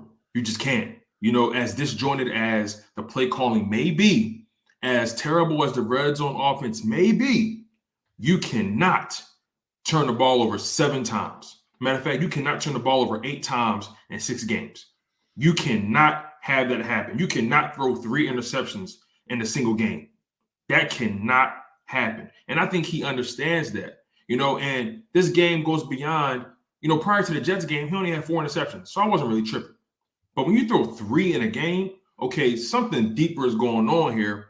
And, you know, this goes beyond just that Jets matchup. You see, we're absolutely. Really, we're really up in arms this week because of the way that Jets game looked. If it didn't look that bad, you know, because all year we all had questions about play calling and all that kind of stuff. But that Jets game kind of put the nail in the coffin for a lot of us. And if you look at it, to me, this isn't about the Jets matchup. This isn't about the record. This is about how the product looks, right? How often, you know, back in the day, you know, remember when you bought a bag of chips, it was more chips than air in it? Or cereal. Yeah, right. Same thing with cereal, right? You know, back then cereal was a little sweeter. Now they took the gluten out of it. You know what I'm saying? And back and in a bag of chips, you know, there's more in it. There's more air than chips now. You know, the product isn't the same. So I'm looking at this Eagles team like, hold on, wait. The numbers say they're productive, but the product, what I'm seeing, it doesn't look that way. It looks herky-jerky. It looks like they're laboring out there. It looks like they're trying so hard to figure it out. And you know, I was on the side of, you know what, Brian Johnson, you know, 6 games in, he's trying to figure it out. You know, maybe there's some growing pains there. But I'll tell you this, right? This is my mindset, and you've been talking about it, and I'm pretty dead set on this, right? If we're talking about a Super Bowl, I repeat, Super Bowl, we're not talking about just winning the division, Eagles fans. You know, we're not a bottom feeder team. We're hoping to win the division. We're not just trying to get out of the wild card round. We're not just trying to win the divisional round or get to an NFC championship. We're talking about a Super Bowl. So elevate your expectations. We're talking about a Super Bowl. You mean to tell me with a Super Bowl caliber roster that you were just knocking on the doorstep, you were 3 points away. You settled for someone who lacked experience with this type of roster? Come on. I'm not here to develop linebackers. I'm not here to develop coordinators. I'm here to win big-time football games for a Super Bowl championship and a Super Bowl ring. I'm not going to be moved off my position. I'm not going to settle for less because I know this team has it in them, and we've seen it. And I don't understand why we think it's okay for the product to look the way it's looked. I don't know why we keep falling in love with the stats. We got to look beyond that. We got to pay.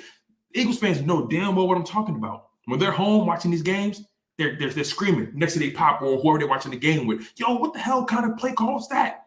What are we doing over here? What decision was this? They know what we're talking about, but they don't want to share it here. But it's okay because the reality is, I do think the team will get better. But my fear is they're not going to get better in time when they come up against this gauntlet that they're going up against, like the Dolphins, like the 49ers. Here's the huge issue with what you said, though, of getting better. when you got coaches going to the podium justifying their pass run ratio and people saying, Sills, don't you think these coaches are addressing this with the team? So let me get this right.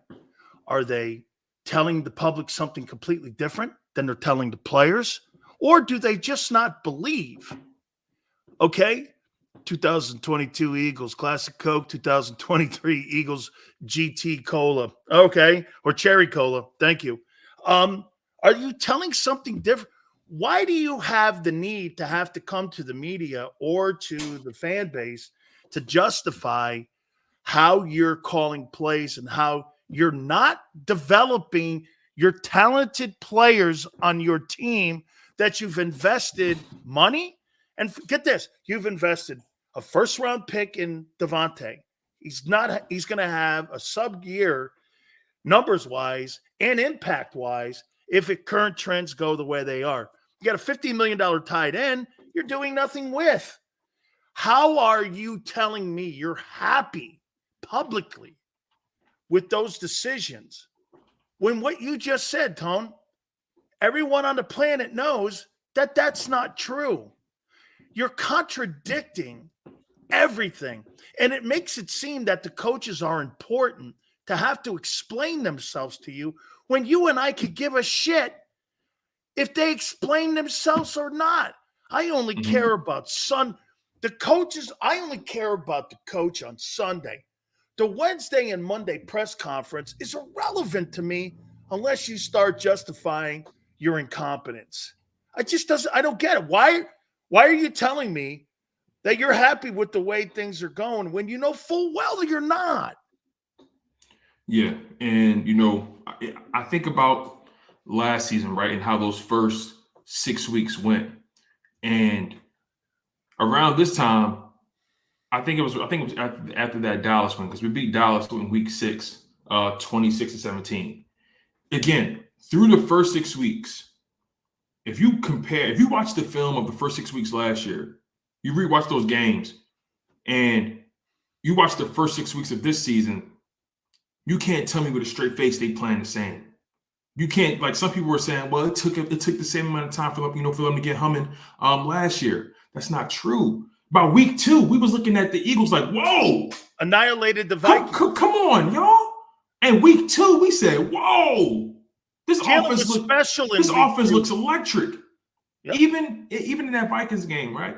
The running game took off, but we still looked at the passing game like, damn, what's going on with it?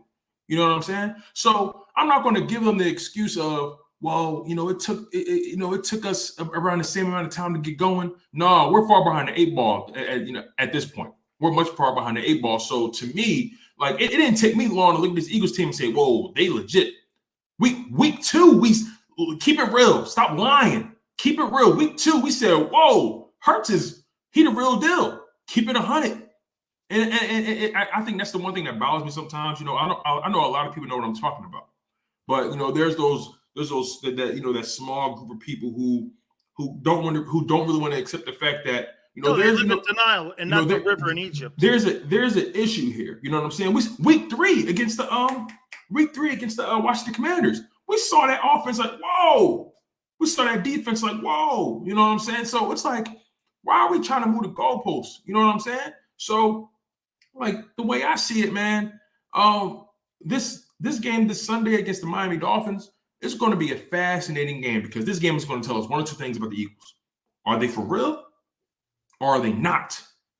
In my opinion, that's where I'm at with it. But, we're going to see. Absolutely. And here, you mentioned this 2 days ago, and I went back and looked at it, and I wrote them down.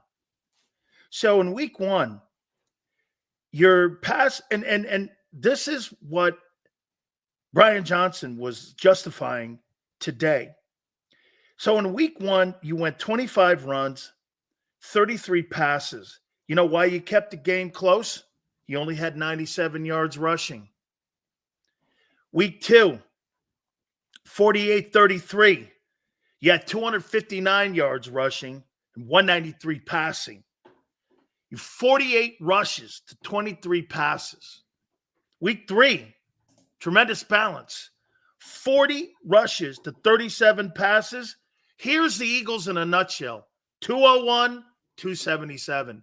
That's who Philly 2022 is. Week 4, 27, 37. Not horrible. 104, 319. Last week, spectacular. 30, or the week before the Jets game, 39, 38. 159, 303. Excellent balance.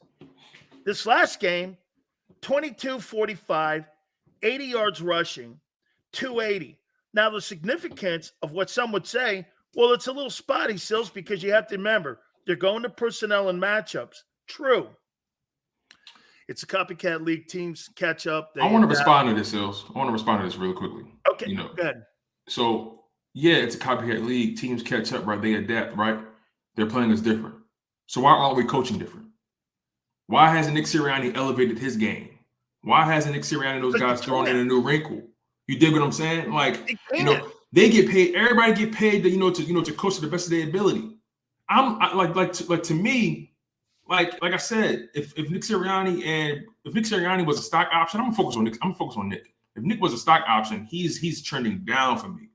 And you had to I really believe at this point right now, he's gonna have to prove it to me now. But I'm at this point where I think this roster is elevating him rather than him elevating the roster.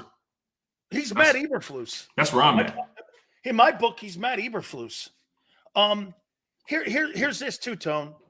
So week 1, 33 passes. Week 2, 23. From week 3, 37. Week 4, 37. Week 5, 38. Now 45. I would ask you this. Why in the last 3 weeks have we decided to throw the ball more than run the ball when, quite frankly, Jalen Hurts is not a pocket passer. Jalen Hurts is a dual threat guy. And what the Eagles are trying to do, they're trying to get away from being finesse. And they're trying to go to being finesse and away from being physical, which is an absolute mistake. And I think it's got a lot to do with the money that they paid for, that they want to see Jalen do something different, and that's throw the ball. There's no excuse for this.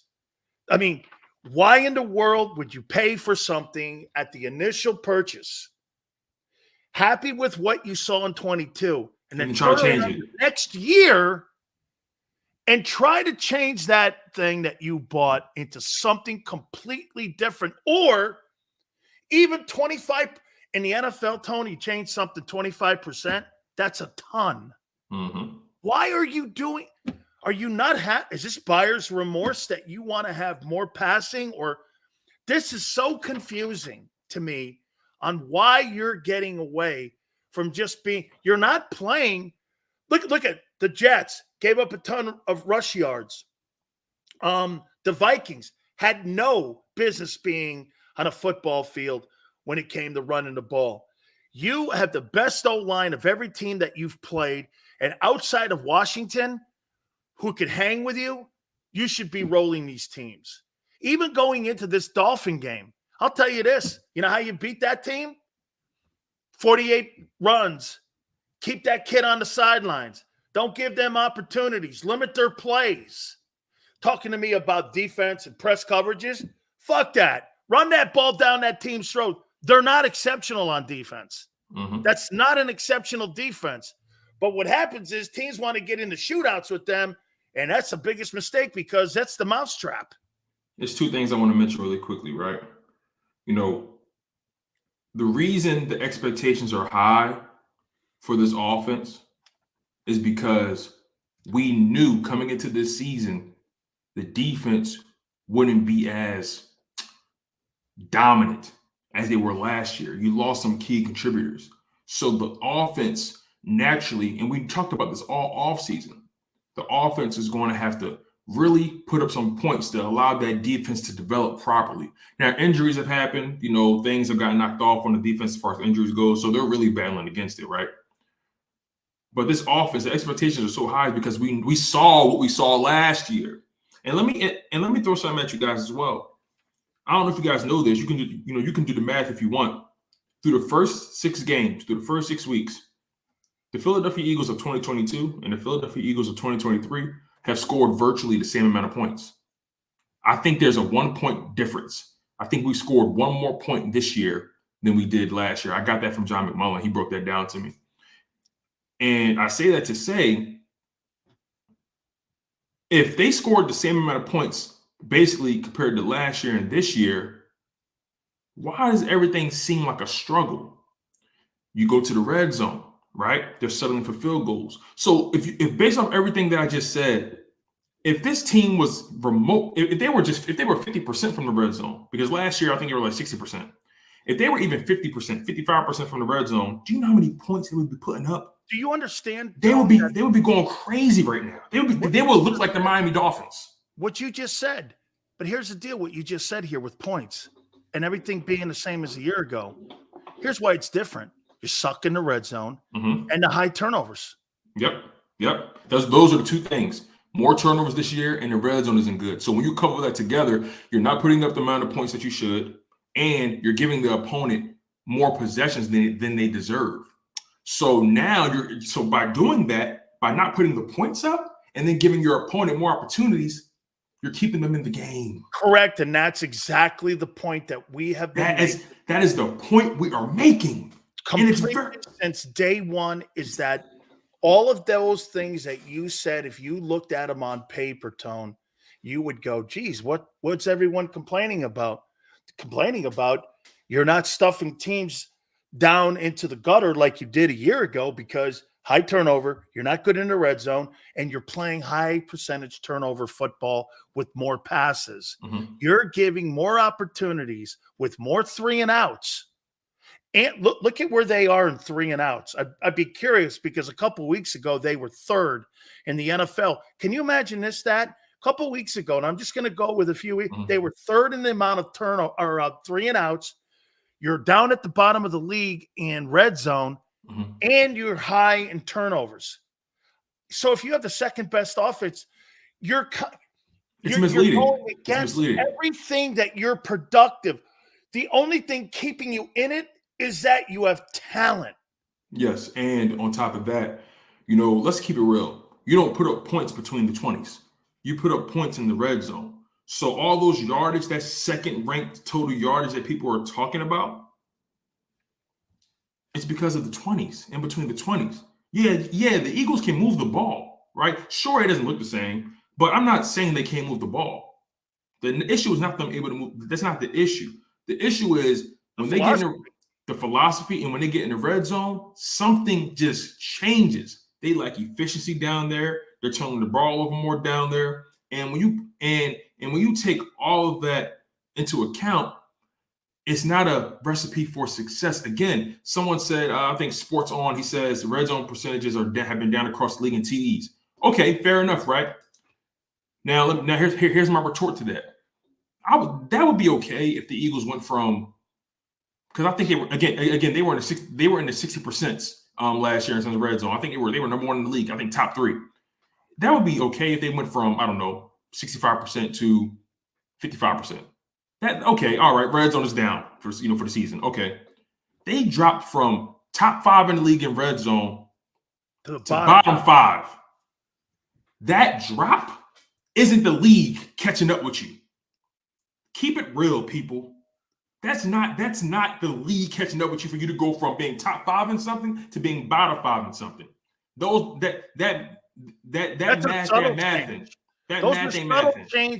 are subtle change trends from year to year, not a complete flip like that to where they are now. Let me ask you this against this Dolphin team. Who do you think will have more of an issue versus the I know some of these guys are just idiotic. Hey, it's comedy sometimes, so I can't. Oh, I know. No. I get a kick out of it too, man. It keeps me going, and I love all these idiots. They want to give Brian Johnson a baby bottle too in a bib. Let's give him a bib and a baby bottle. Let's do that next. Let's rub his tummy through some more milk. What coordinator will have the tougher time Sunday, Desai or Johnson? Desai. Desai's going to have a tougher time because he has to find a way to keep points off the board. You know what I mean? The Eagles, at the end of the day, they're averaging about 25 points per game. They're going to find a way to get something on the board. But the difficulty comes in when you have that offense like the Miami Dolphins. They can score so quickly. And they're so efficient, they're so effective, they can score in so many different ways. Everybody on that field is a weapon. And Sean Desai has more injuries on his side of the ball. I think Sean Desai is going to have to coach his behind off. Whereas though, again, Nick and Brian, they can kind of hide behind that talent. They can out-talent them, on that side of the ball. But on defense, Desai is really going to have to earn his money. You know what I'm saying? So I think just based off of the talent disparity from the Eagles defense to the Dolphins offense, in terms of the skill positions, it's just going to be a hard way to go for Brian Johnson. So I think I'm sorry, not Brian Johnson, Sean Desai. I think Sean Desai has the tougher job on Sunday night. Keon says he's acting like Johnson's 1-5. Johnson has nothing to do with the record. The only reason that they're 5-1 is Jalen Hurts. Okay, he has nothing to do with it. Those coaches have nothing to do with it. Actually, those coaches are lucky to be in the building. Okay, they have offered offensively nothing to the process. You get this. How does a coaching staff on offense, who's constantly apologizing for fuck-ups and situational play calling on a weekly basis, helping the integrity of the offense getting better when Devontae and Goddard and everyone else outside of AJ are not having good years? They're having okay years, and they're exceptional talent. How in the world are they adding to the development of their offense? They are winning because of the talented roster. Nothing to do with the coaching. This Eagles team, another thing people want to act like is not a thing. This Eagles team could easily be 3-3. Easily.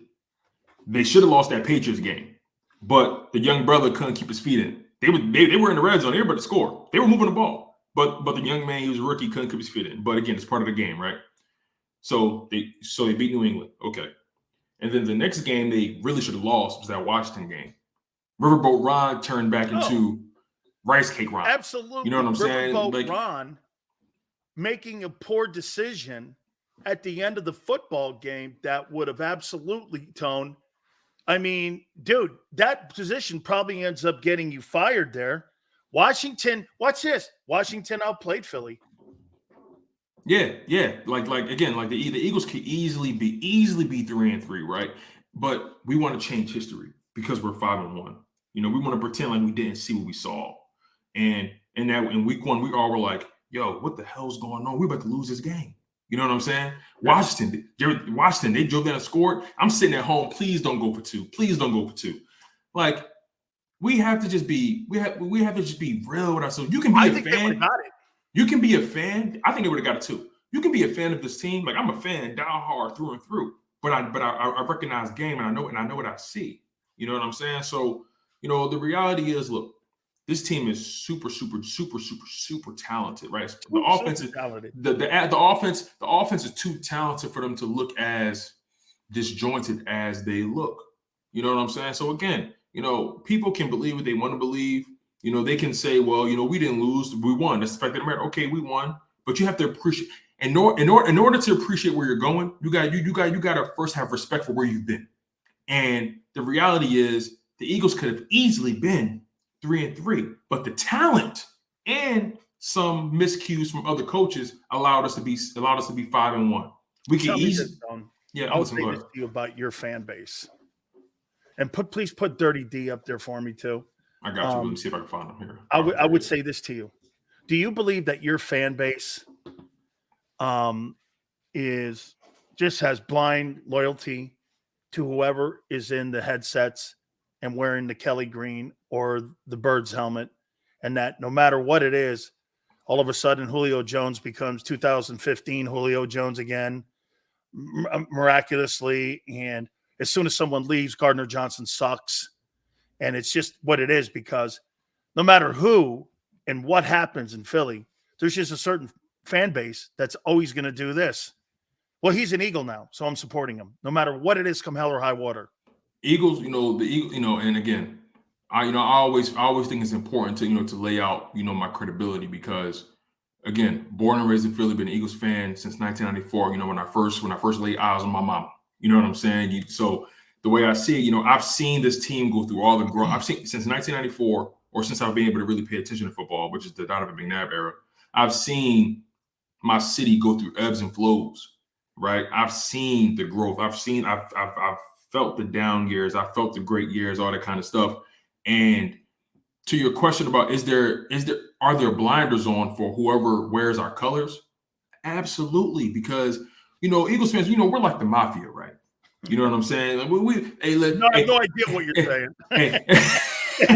The mafia doesn't exist, right? The mafia doesn't exist. I've never heard of it. But we're like the mafia. Like, we don't care. Listen, I don't care what Tony does. That's my brother, right? I don't care what he does. You know what I'm saying? So it's just we're so protective of our own. And I totally get it, because we get so much shit from other people. We feel this powerful need, to be so protective and clutch everything so close to ourselves, because we know what it's like to be talked down on so often. We're not going to take it from anybody, not even amongst our own. So I think we really just we have so much love. We're so we're so invested in this team from an emotional standpoint.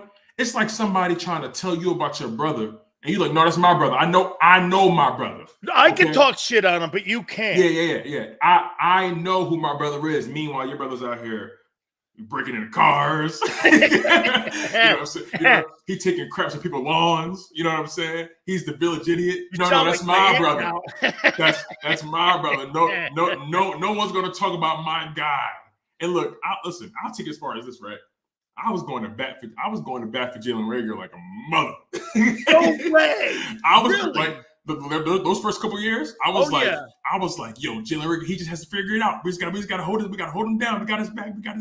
And it was just like, damn, I can't protect him anymore. You know what I'm saying? So I love that. And I will never turn down my level of passion, my level of investment to my Philadelphia Eagles. But it also You should never. But it won't blind me with what I see. Finally, here, who does this game mean more personally to? Mm-hmm. Tua or Hurts? Oh, Hurts for sure. Because before you continue, I thought at the beginning it meant more for Jalen, but now that he's been passed by on his extension, Tua, that it's kind of brought it to even center. Tone's a little too emotionally invested. Nothing wrong with that. Hey, listen, look in the mirror on game day, senor. Look in the mirror. Okay, why for you is it Jalen that this game means more for? Think about the narrative that surrounded Jalen Hurts as he entered the league, when he became the starting quarterback. That some of it still exists to this day. When you couple Jalen being the second round pick, him transferring to Oklahoma so he can improve his draft stock, getting benched, all that kind of stuff, and him just being the consummate teammate and professional. And people saying, well, he can't throw, he can't do this, he can't do that. The best you can hope for is him being a backup.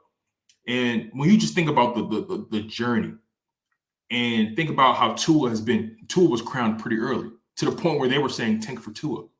You dig what I'm saying? Yeah. Tua had a cult following, tank for Tua. So he already came into the game with this certain level of expectation, this certain level of love and top 5 pick, and the golden boy. You know what I'm saying? So like when you couple those things together, when you compare those two different narratives, a guy like Jalen Hurts, he's going to have more battle scars than the guy in Tua. So he has to answer for those battle scars, and he constantly has to validate and constantly have to reaffirm why he belongs where he belongs with this play. Because Jalen Hurts is not going to talk about it, but the way he plays, his approach, the way he leads, he understands that this position wasn't given; it was earned. You dig what I'm saying? So I think this means so much to Hurts, because he has an opportunity to outshine Tua Tagovailoa on Sunday Night Football, when both of these teams are considered to be Super Bowl contenders. You could see these, and potentially this could be a Super Bowl preview. Yeah. So when you think, when you couple all that together, this is big for Jalen Hurts because him and Tua are their careers will forever be aligned. This is the Nick Saban Bowl. You dig what I'm saying? This is the Alabama Bowl here. So I think this game means more to Jalen, and I think Tua, if anything, I just don't think Tua thinks like that. I don't know him, obviously, I'm guessing, but I just feel like Jalen, he's such an internal, he's such an introspective dude. I feel like what drives him is the doubt. What drives him is people saying you're not going to be this, you're not going to be that. It's hard to stay motivated. It's hard to stay grounded when you were already crowned so early. So I think just from a hunger perspective, I think this game means more to Jalen, and I think we're going to see that on Sunday. You're being called Tommy Two-Tone now. I don't know what that means. I don't know what that means. I think there was some dumbass singer back in the 80s that was Tommy Two-Tone, but that sounds like a Goombas name, man, that I knew. Six Fingers Luigi. I hear you guys, but hey, Tone, any luck hacking the Dolphins hotel fire alarm before the game? Don't put it past Tone. Okay, man? I mean, hey, Tone might go in there like that guy in Congress who pulled that fire alarm right before those guys have to go to bed. For sure, man. For sure. Like, and look, man, like I said, finding Marillac. There's a picture of Tone at the Marriott like this. Hey, listen, I don't know if you remember this. I think when Ben Simmons came back to town, somehow, some way, the Brooklyn Nets, their hotel room got flooded. Somehow, some way. I hope I'm not. You don't think somebody in South Philly went in there? Hey, I don't know anything about a pipe. I hope I'm not mistaken. Somebody correct me in the live chat if I'm wrong. But I definitely think when Ben Simmons made his first return back to Philly after getting traded, I think somehow, some way, the Brooklyn Nets, their hotel got flooded and the fire alarm went off. It was real bad. But final word. I don't know. But final word before I get out of his hills. Hey. I have a lot of invested in this Philadelphia Eagles team, man, because when they won that Super Bowl, I cried really bad, like really, really, really bad. I fell down to my knees, man. I couldn't believe it.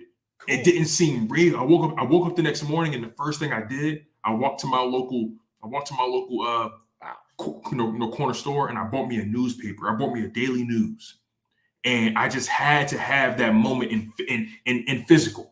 You know what I'm saying? Because I couldn't believe it. I had to see it. I had to read it. So when I see a team that I know is, from a talent perspective, much better than that 2017 team, when I saw how close we got last year or several months ago, when I saw how close we got and how good we were playing and how certain things just didn't go our way, and again, how close we got to tasting sweet victory once again, and then we come here today and this team is playing where they're playing, I refuse to lower my expectations, because we all know in this live chat, we all know what it takes to get to that point. We've seen what it looks like when we fail. We've seen what it looks like when we win. So I say all that to say, Eagles fans, I'm rolling with y'all. I'm not against y'all. I'm rolling with y'all. Best and believe. Now, do we got different opinions on the philosophy and how things should go? And maybe some people are more happy with 5-1. Some people expect we should be better, all that kind of stuff. I feel you on that, right? But look at it like this, y'all. We're this close. When you this close and you can smell it. I went to the Maxwell Awards earlier this year, and Jalen Hurts was there. I had the opportunity to meet him, shake his hand, talk to him. It was a hell of an experience. Real humble dude. He's exactly as advertised. He said something on that stage. He said, I didn't walk through the fire just to smell the smoke. So if he understands the assignment, why don't y'all? I'm out, Sills. Hey, I'll just leave you with something when you're talking about moments. One of my dear friends, Doug Williams, I asked him when he was in San Diego, when they won the Super Bowl, after having to work with a racist owner in Hugh Overhouse. and you walked off the field right at the end of the game. What did you, he goes, I dream of that moment, and it comes back to me, and it's such a euphoric moment that it never goes away. So as 5 seconds was ticking off the clock and you saw the Eagles were going to win the Super Bowl, and it happened 5 seconds after, what was the first word you said?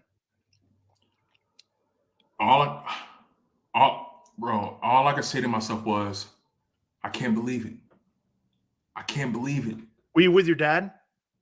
I was with my dad, Oh, my brother, all Philadelphia, friends, family, all Philadelphia. Born and raised in Philadelphia. My dad was born in 1972. What a, you know what I'm saying? Great like family moment. It was. We have this family picture just above, like the it's like a foyer, I guess. I don't know, maybe like a you know that little barrier between like a living room and like a dining room. It's like a and like there's a space. We have this family photo, all with our Eagles jerseys on. Just it was such a, because let's be honest, we didn't think we would get there. Like it was like imposter syndrome. You know what I'm saying? Yeah. To be able to see that look on my father's eyes, because I remember the pain on his face when we lost in 04, 05. I remember the pain on his face, and it took us that long. It took us that long to get back, to see a grown man cry like that, to feel those emotions. Your pop. To go outside and your hardcore. Your hardcore pop. You hear the city. I went outside and I felt the city in my skin, Sills. I felt the city, it just permeating. It's something you can't replicate. You can't quantify it. To see what that championship did to that city, I need to feel that again. It's a drug, and I need it, Sills. It is. They should have never let us get one. So I'm sorry if I'm spoiled. I'm sorry if my expectations are a little too high. But this is how I'm carrying it, Eagles fans. This is where I am now, and I'm not turning back on that. This is what happens when you set a standard. Let's keep the main thing the main thing. Very good, Tone. Hey, man, nothing like those moments when you're sitting with your pop, or you turn and you look and you say and you go, can you effing believe this? And what happens is it's a lasting memory. So it's memory that when I got to show it to you. Go see the next guy and the main head coach in the sky. Sills, you always remember there'll be a piece of you that will go with that for the rest of your life. Sills, I gotta show it to you. The news. Please. Just give me 5 seconds. Yeah, I gotta show it to you. Go ahead. I gotta show it to you. Please, I'm looking for it. I gotta show it to you.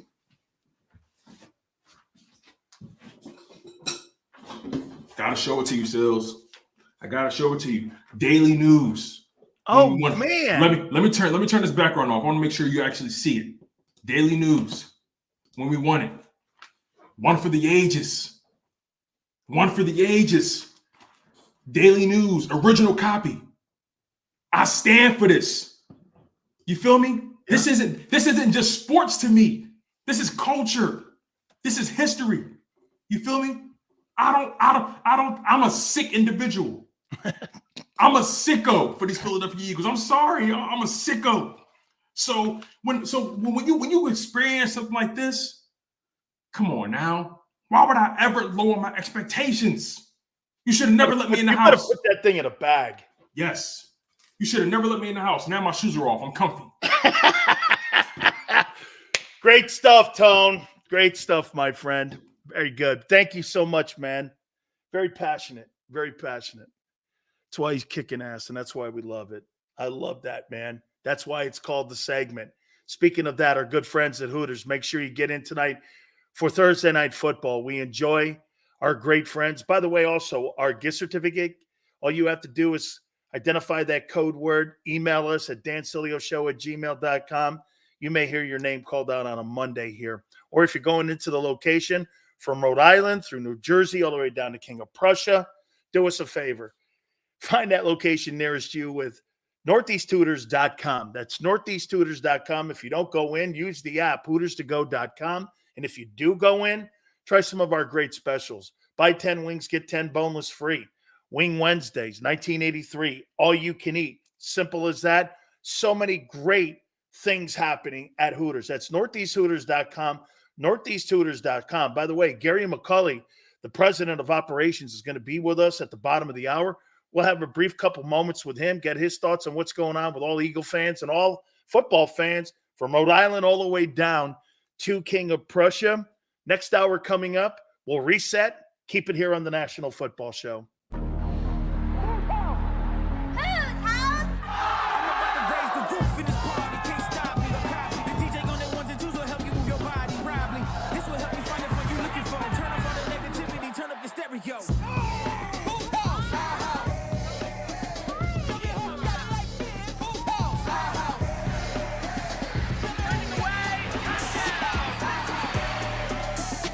Football and Hooters, the perfect pair.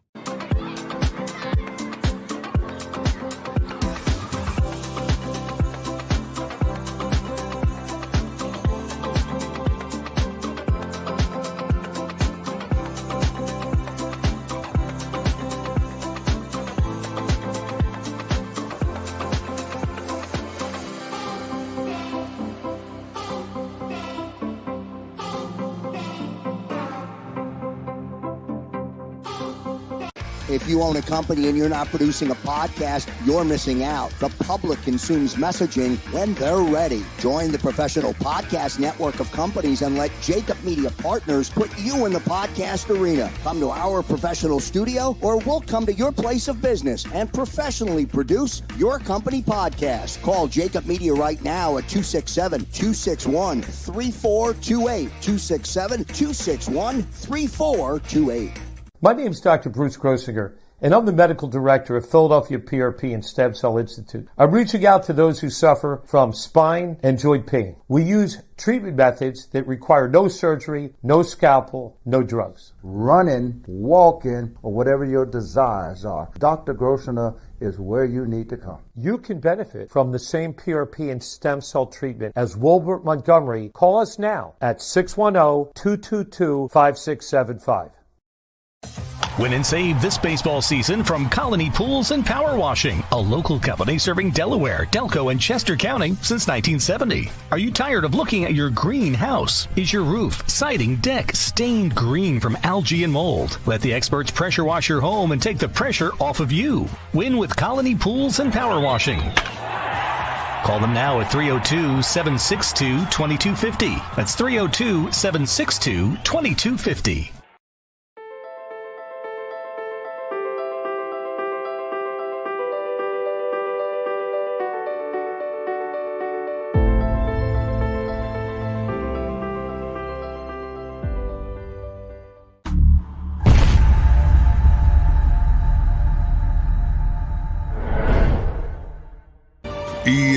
EAGLES, Eagles.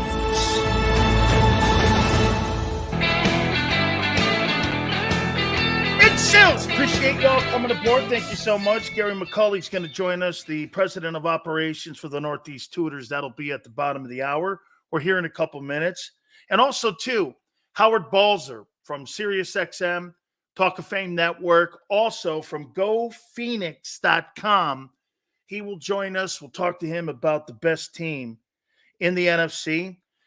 As I said, he's a Hall of Fame voter, so we will have our friend on. That will be in the final hour. That'll be 5:30. Real quick here. So I'm curious, and again, I'm not going to spend a lot of time on this guy because I find him being in that category of Ben Simmons now. So James Harden is forcing his way. Let me get this right. I mean, please help me out on the number here. Is this the third team in 4 years that James Harden has forced his way out of? Houston, Brooklyn, and now Philly? I mean, why do you invest in a guy who's past his prime, and if the bat and ball aren't right, he doesn't want to stay, and he's going to do everything he can to sabotage your team? I mean, James Harden, to me, that's a Hall of Fame resume, forcing yourself out of 3 places because you don't like the way the bat and ball went. And yet you were paid handsomely for an aging athlete who's past his prime. I don't get it. Okay? I don't get it. And get this. Was that part of the process, Josh Harris? Having a guy like that on your team? Was that part of the process? You see, certain guys, when they lie to you on a consistent basis, you have to call them on it. This is Josh Harris, too. The guy who is the carpetbagger in Philly. The guy who's telling his fan base, DC, can't wait for us to go down and beat Philly. And then turning around, telling those same people that, hey, please buy season tickets to the Sixers. It's a professional bullshit artist. Process. You don't have a process, dude. That dude does not have a process. And if the process is, when you look at how he does business, it's untruthful. I have no respect for that guy. And by the way, if he had won a 76er NBA Most Valuable Player Award, a MVP, and then went on to win an NBA championship, you'd be like, hey, Sills, he is winning here. He is winning here. Yeah, you're right. Shit. Get over it. Whatever. All right, I hate it. But he's winning. Completely underachieving. Okay? Josh Harris, carpetbagger. I thought you guys hated people like that. Outsiders who came in trying to tell you how to run your team, tell you who you are. How do you tolerate that guy? You sit here and bitch at me about not knowing who you are. I know more who you are than that guy does. That guy lies to you and takes your money.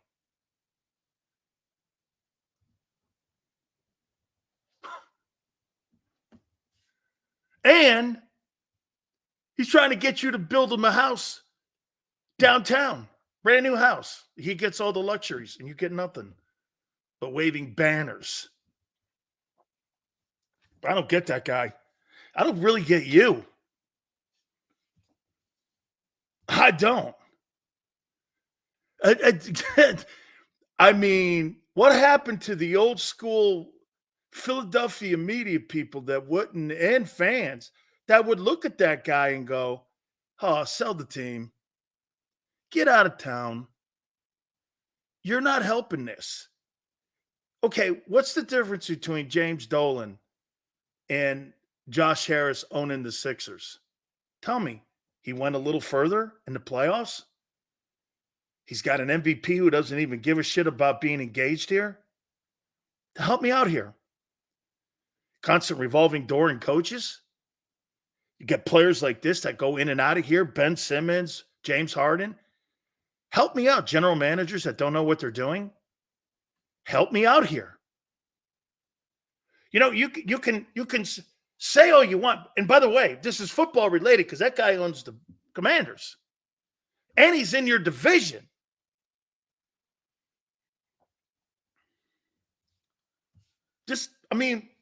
How do you tolerate that? How are you not more? And you're like this. Well, Sills, it's the Sixers. Oh, okay. So they're kind of like down near the Flyers now to you.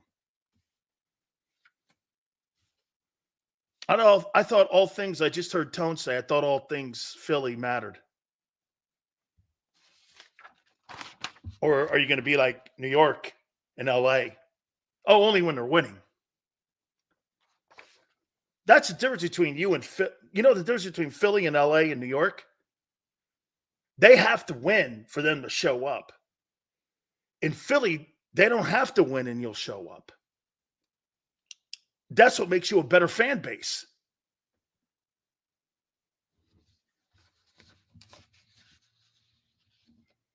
Did I get it wrong?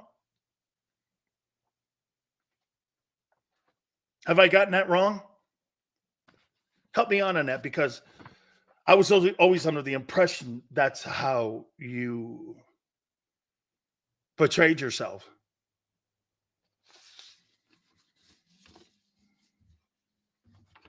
Buffalo fans show up to see the Sabres win or lose. Nobody shows up for the Kings.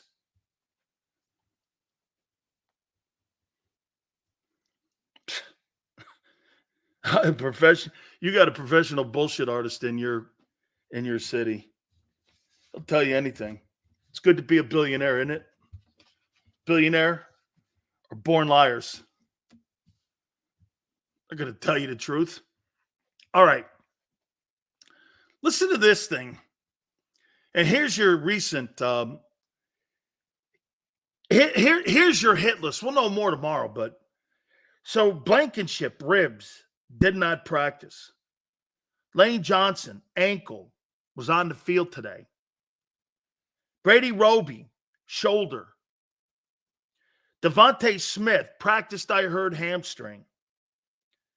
Jalen Carter, ankle. Dallas Goedert, groin. Slay. Wait a minute. So Darius Slay's got a knee injury and he's going against Tyreek Hill.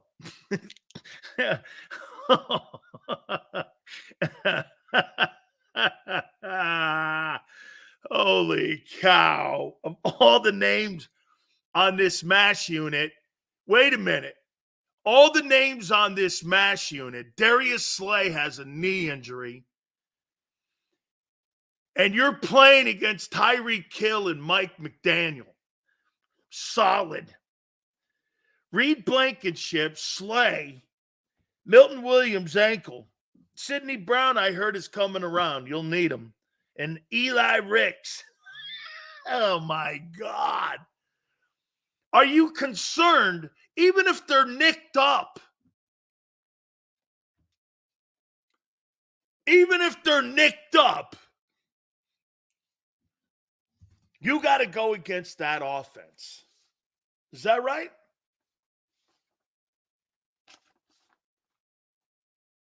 Is that right? Let's say this to do me a favor. By the way, at the top of the hour, we're going to take a look at Week 7 of the NFL. Let me ask you this. What are you projecting the score of the game to be?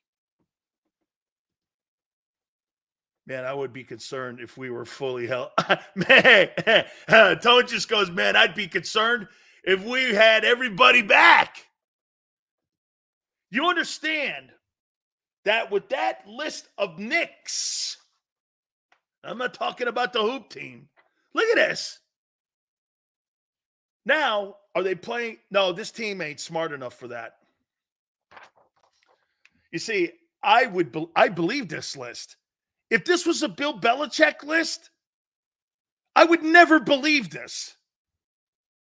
I would crunch. Hey, honestly, if this was Bill Belichick's list, I'd do this. But see, the Eagles like to tell you who they are and what's going on and apologizing for shit that they do.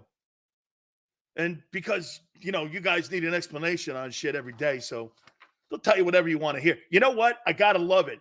Do you know these guys like in here, Keon and Quan and all them? Oh, are you kidding me, man? The PR department with the Eagles love you because you eat that up. Hey, we're good. We're really happy with what we're doing. We're a healthy team. We'll have everybody back. Those guys like that love that. They eat that shit up. They totally eat it up because you know why? You could tell them anything and they'll buy it. Honestly, you could tell Quan and guys like that anything. They'll buy it. Because they're what Tone was saying about hardcore Eagle fans. They don't give a shit about the truth. They're easily lied to. Guys like Scott and them guys, they don't give a shit. Okay? I mean, they're like, hey, this is, Sills, that list there, don't worry about it. We'll be ready to rock. Every guy will be healthy 100%, and we're going to go out there and we're going to shut down. What did I see? Shut down Darius Slay. Darius Slay's going to shut down Tyreek Hill. Absolutely, man. What are you kidding me, Sills? What's that list mean to me? Nothing. We're the Eagles. What the hell do you think you're talking to here? Saints? Damn you, man. Kidding me? Quan sits there, man. He gets a scouting report from the Eagles. Damn straight, I buy it. He gets an apology from Nick. Damn straight, I'm buying it. He hears that Brian Johnson's doing a great job OCing. Damn right he is. It's my guy. Damn right he is. Asshats like Sileo's the ones that you have to kill. Those guys don't know anything. They consistently rip us. They don't give a shit about the truth. Keon, same thing, man. Sileo, you don't know anything about me. You don't know anything about the facts. You crazy? What do you know? It's our guy. Come hell or high water. He's my guy. Yeah. Oh, my God. How many lemons have you bought in your life? Oh, my God. Sileo, what could you possibly know? How dare you talk shit on the Eagles? I'm not really talking shit on the Eagles. I'm pointing some things out. Don't point nothing out. I don't want anyone to hear you talking about my boys. Don't you get it? You're always trashing us. I'm not really. Yeah, you are. No, I'm not.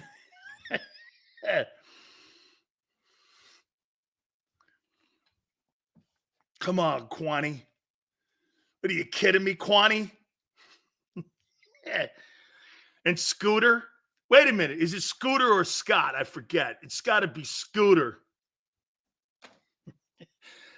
Scooter. So this list doesn't bug you going into the game.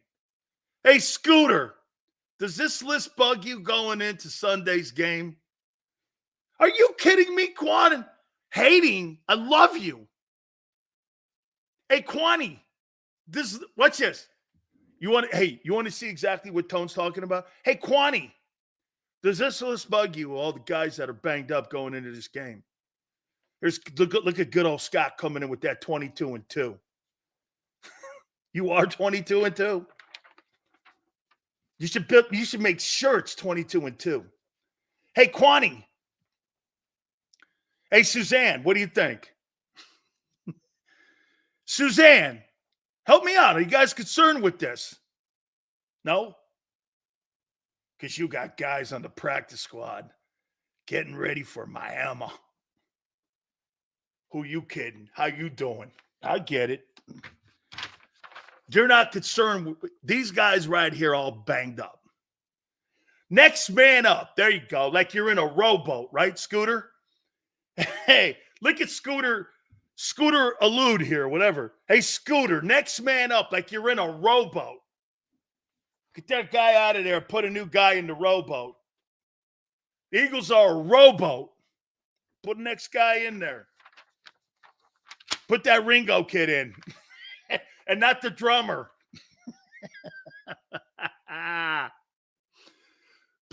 Hey, man, I tell you this. I have lost a tad. I lost 1% of respect for Tone in our last conversation. I have to admit. The dying on the vine for Jalen Reagor. Dude, I don't know, man.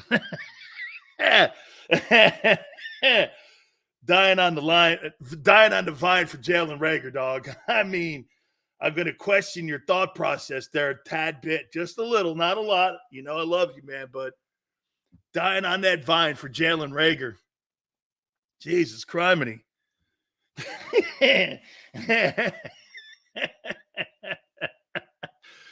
After year 2, I threw Reagor to the took him 2 years to get there, but he got there. See? He's like Kwani and Scooter. Yeah. Hey, listen. Hey, Ho-Ho or JoJo, right? Very good, man. Very good. Loyal to the soil. Tone was on an island with that one. Yeah. Hey, the island of misfit toys. I lost 30.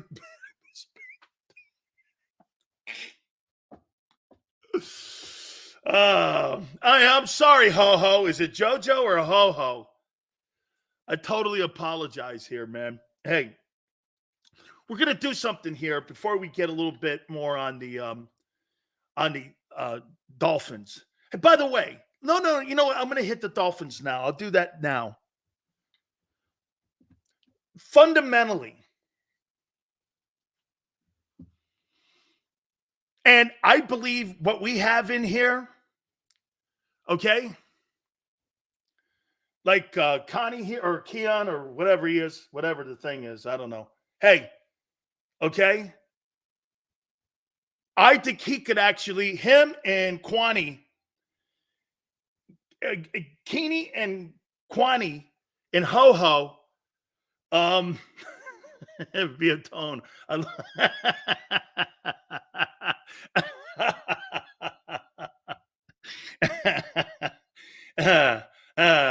have all right. How do you slow the Dolphins down? How do you slow the Dolphins down? Hey, Quan, if Tone's the GOAT, you're the ass. Cool? Can we see a Nolan Smith sighting? Can we see a Nolan Smith sighting? Come on, Keeney. Keenan, right? JM, long drives. Yes. I think you've got to do this. In my opinion, somehow we've got to get the Dolphins around 60 plays. You can't let that team up near 75 plays. It'll be a wipeout. Stuffed shells, extra matzah, a deli tonight, Sills. Nah, I don't do that, man, because you know what? After 6 o'clock, I get agita. And some of you Italians out there and some of you folks that are American don't understand what agita is. If I eat like really kind of like spicy shit after like 6:30, 7 o'clock, I get agita. And when I get agita, and again, see, white folks and other folks won't get this, but I have to have brioche. And I know some of you don't know what brioche is, but it's all right. Because my grandfather used to have the blue bottle all the time in the house. And every time we had agita, we would have the brioche. And my grandma would say, we know you got to put the brioche in. And then when you have the agita, you got to make sure that before it ends up disintegrating in the cup, after you eat like a good plate of meatballs or something, take some brioche. Listen, I'm just telling you. No, it's got no. It just settles the stomach. And again, you white folks out there will get one. Just look it up, brioche. I don't know. Maybe some of you in Philly would know what brioche is. Okay, maybe some of you would know what it is because I would think there's a ton of Italians in Philadelphia. So my wife even said it. She goes, "There's got to be great restaurants and great." Do you think they even know what agita is or like brioche? And I'm like, I don't know.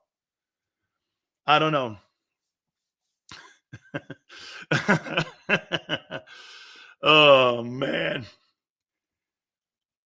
Think he has talking acid reflux? See, look, that's a white guy asking an Italian. Is that an acid reflux? Oh, man. See, I thought you guys would know what brioche is. That's a damn shame, man. I'm not white. I'm Italian. Yeah, that's how I look at it. I'm not white. I'm Italian. Your shit here in America has nothing to do with me. Has nothing to do with me. And my family, okay, they walked through Ellis Island. We have nothing to do with you. I even know the boat they came over on. I have nothing to do with you. I say this with great respect. I have nothing to do with you. Well, back in 18, I had nothing to do with you.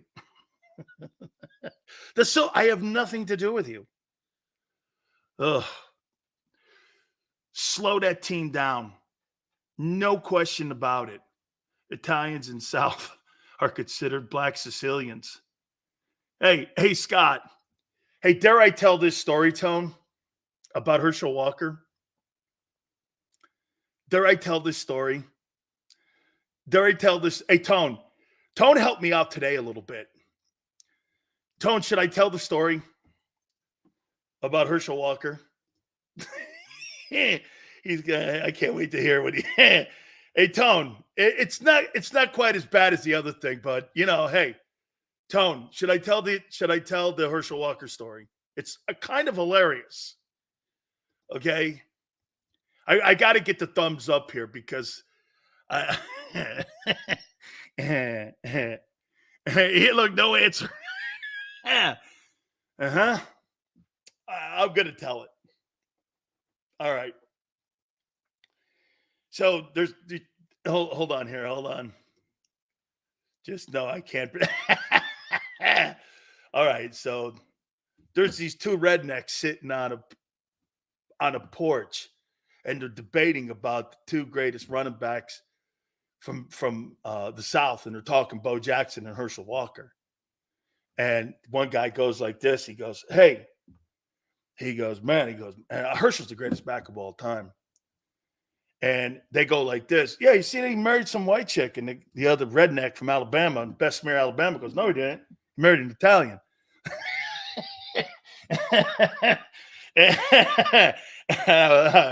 I was like, "What?" "No, he didn't. He married an Italian."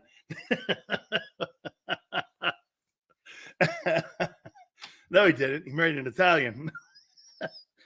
All right. Oh, that is a great debate, though, man. Okay, it is. Herschel or Bo? I don't know. Herschel or Bo? All right, I want to do something here. Good and bad.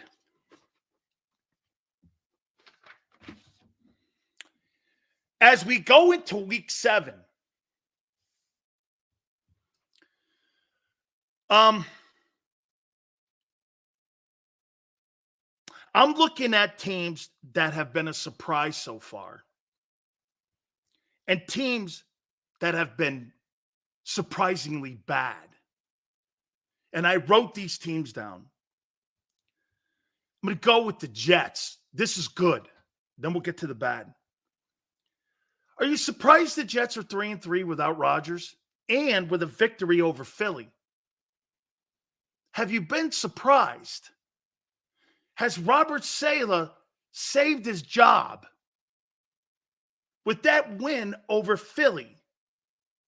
He's got a win over Philly and Buffalo. Two teams that could play in the Super Bowl. Are you surprised? Do you think Robert Saleh saved his job with those two wins without Aaron Rodgers?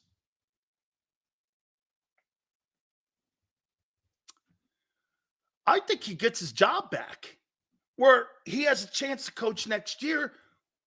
What can he do with Rodgers? Okay?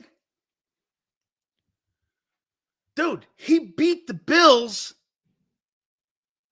and he's beaten the Eagles.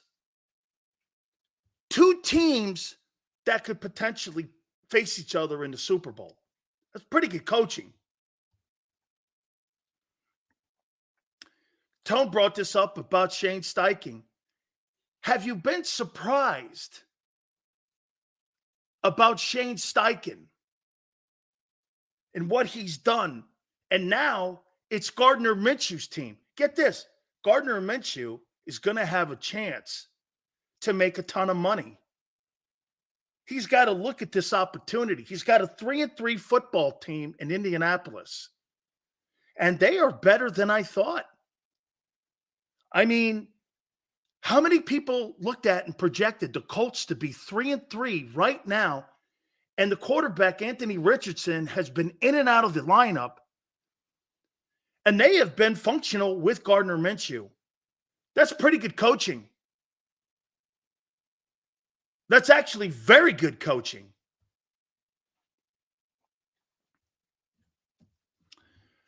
DeMeco Ryans, Who would have ever thought that that roster I'm talking about teams that have surprised me so far. How in the world are the Texans 3-3 with all that young talent they have, and you go like this? Really? With a first-year head coach who's a defensive-minded guy. D'Amico Ryans is a hell of a coach. Hey, I don't think Steve Wilkes has done that poor a job up in San Francisco. I actually think he's done a really good job as being the D coordinator in San Francisco. Look at who the last three coordinators in San Francisco have been. These guys have all done a pretty nice job running that unit up there. They've all turned out to be, I'll tell you this, the guy in New York, I've been surprised on how good a coach he is. I think he is a good coach. How about Dan Campbell? Are you surprised that the Lions are 5-1? Are you surprised the Lions are 5-1? With a win over Kansas City, are you surprised? I don't know. Are you surprised that they're where you're now saying this? Do they deserve to be in the conversation with the – how about this? I think this is a better question. Do you think the Lions deserve to be in the conversation with the 49ers and Eagles? Do they deserve to be in that conversation? Or is it still – let's get through the midway point of the season still. Let's see what happens through the midway point of the season. Hey, 88, the Lions, get this, the Lions have had only one win, playoff win, since 1957. That just shows you how long that they have been horrific. Since the 90s, when they had a playoff win, they haven't had their next win is 1957. I think that's the year they won the NFL title. How about this? If you're looking at somebody that's trending up, the Lions are clearly trending up. And yeah, they got a great, I'll tell you this, the Detroit fan base is now selling games out at Ford Field. Really?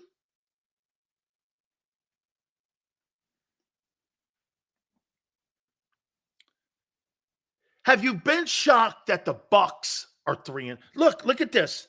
I projected both the Jets and the Colts after Rodgers, Texans, and the Bucs would be at the top of the draft. Bucs are sitting at 3-2. Not a crazy good offense. You know what I mean? Not a crazy good offense. But they're winning.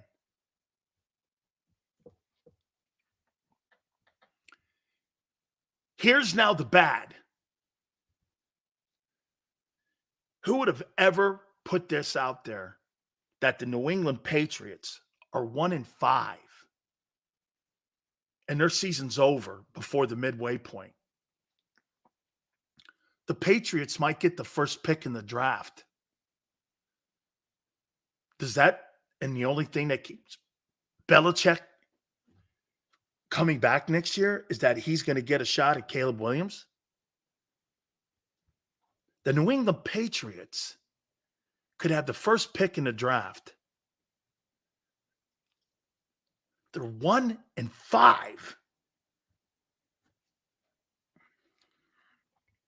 I'll say this about the Chargers. You give Brandon Staley. Brandon Staley should actually be 1-4 with that whole thing up in Minnesota when he went for it and didn't get it, and the Vikings screwed it up.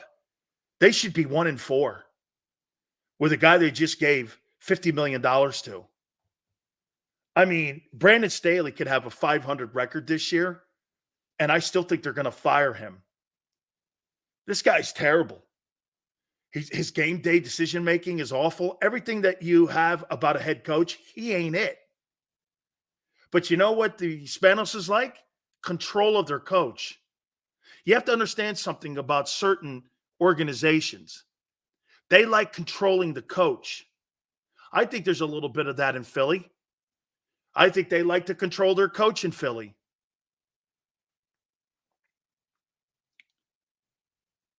The Broncos, 1-5. Sean Payton. Blame it on Russell. Really? Well, you're going to have a chance to test that out next year. And I don't know how you get away from the Russell Wilson contract. I have no idea how you get away from that contract.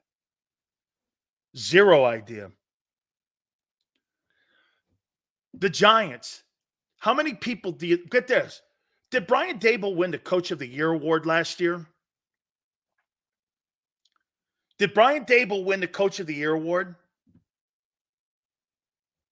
He's 1-5.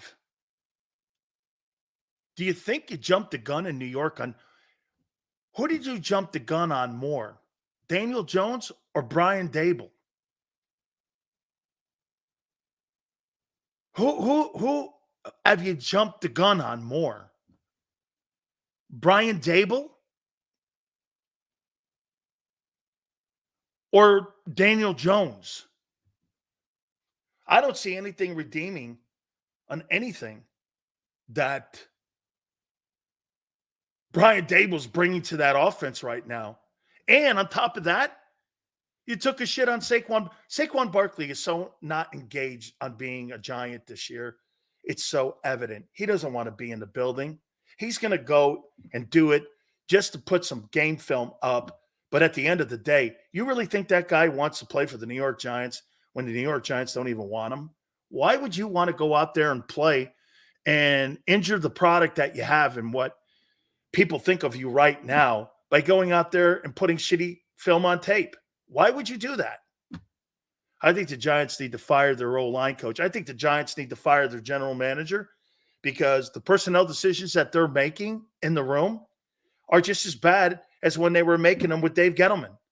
What has been the difference between this new guy they got from Buffalo compared to Dave Gettleman? What has been the difference? I don't see it. I see poor, incompetent decision-making in every single move that the New York Giants have made. And last year was fool's gold for them. Sills, admit you were high on Daboll last year. I was high on Doug Peterson winning the Coach of the Year award. I thought Doug should have won the Coach of the Year award last year. That's who my pick was Doug Peterson. I think Doug going down to a shitty environment like Jacksonville and turning that bitch around like he did, winning a playoff game, winning a division title at Jacksonville, my opinion, I think that guy should have been rewarded with the Coach of the Year award. But because it's New York, because there's going to be a lot of voters and a lot of publicity for the Giants, once again, there's more stink on the Giants than Jacksonville. Doug should have won it. Doug should have won it.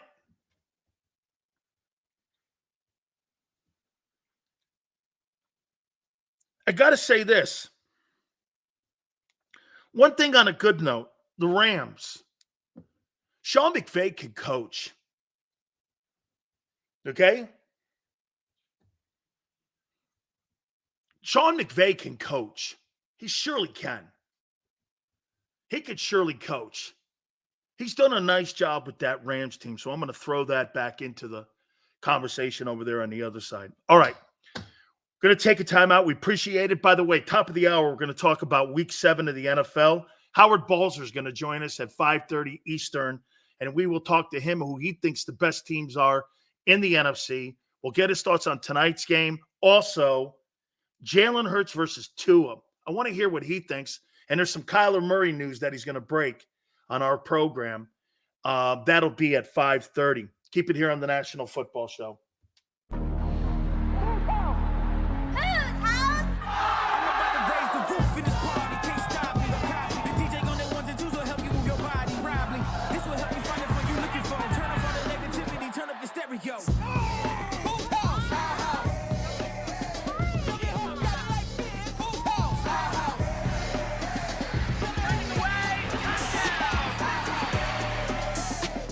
Football and Hooters, the perfect pair.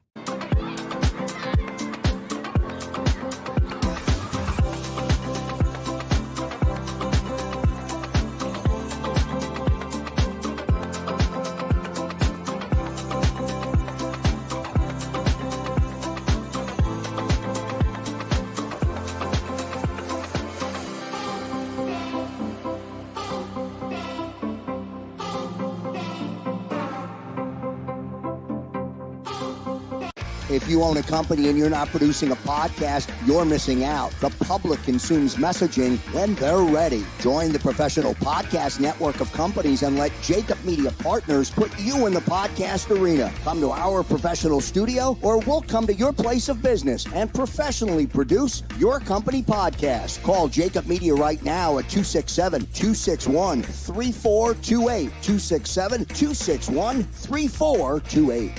My name is Dr. Bruce Grossinger, and I'm the medical director of Philadelphia PRP and Stem Cell Institute. I'm reaching out to those who suffer from spine and joint pain. We use treatment methods that require no surgery, no scalpel, no drugs. Running, walking, or whatever your desires are, Dr. Grossinger is where you need to come. You can benefit from the same PRP and stem cell treatment as Wilbert Montgomery. Call us now at 610-222-5675. Win and save this baseball season from Colony Pools and Power Washing, a local company serving Delaware, Delco, and Chester County since 1970. Are you tired of looking at your green house? Is your roof, siding, deck stained green from algae and mold? Let the experts pressure wash your home and take the pressure off of you. Win with Colony Pools and Power Washing. Call them now at 302-762-2250. That's 302-762-2250.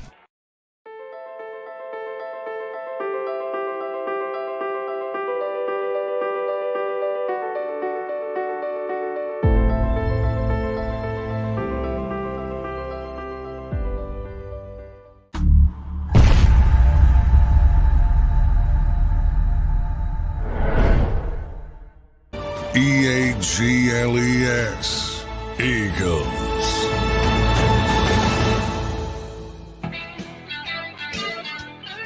Big Sills. Howard Balzer will join us at 5:30. I like what Steven said here.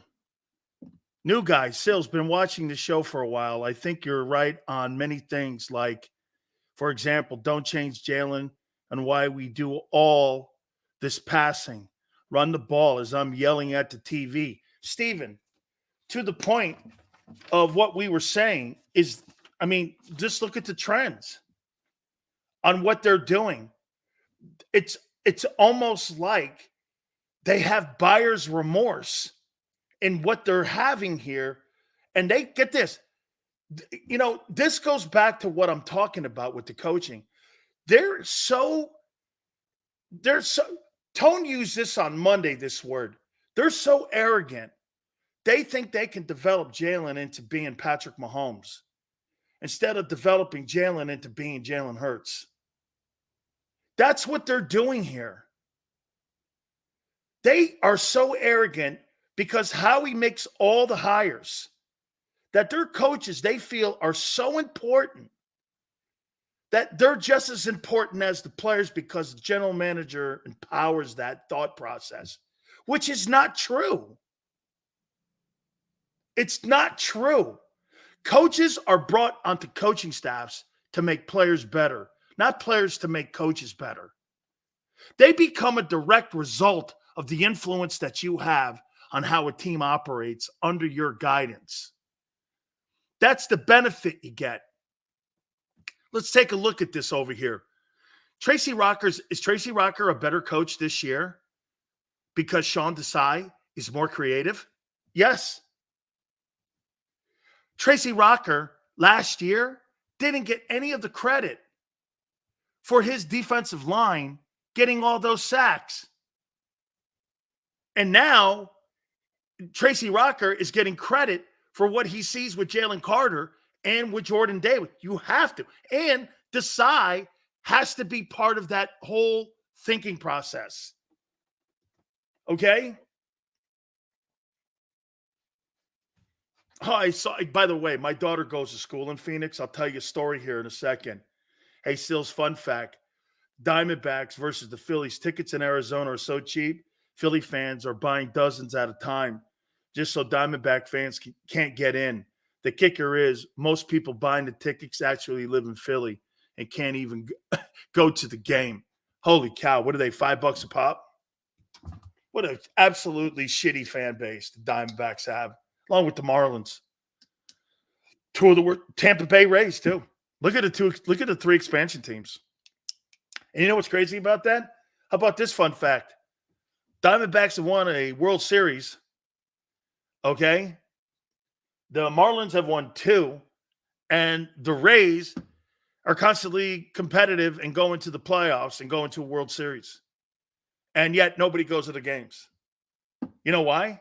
Think about what's the number one reason why nobody goes to those games. Do you guys have an idea why nobody goes to Arizona Diamondbacks and nobody goes to Miami Marlins and the Tampa Bay Rays? Do you guys have any idea why no one goes? It's very simple. It's very simple. Why do you think nobody goes to those games? Steve's onto something.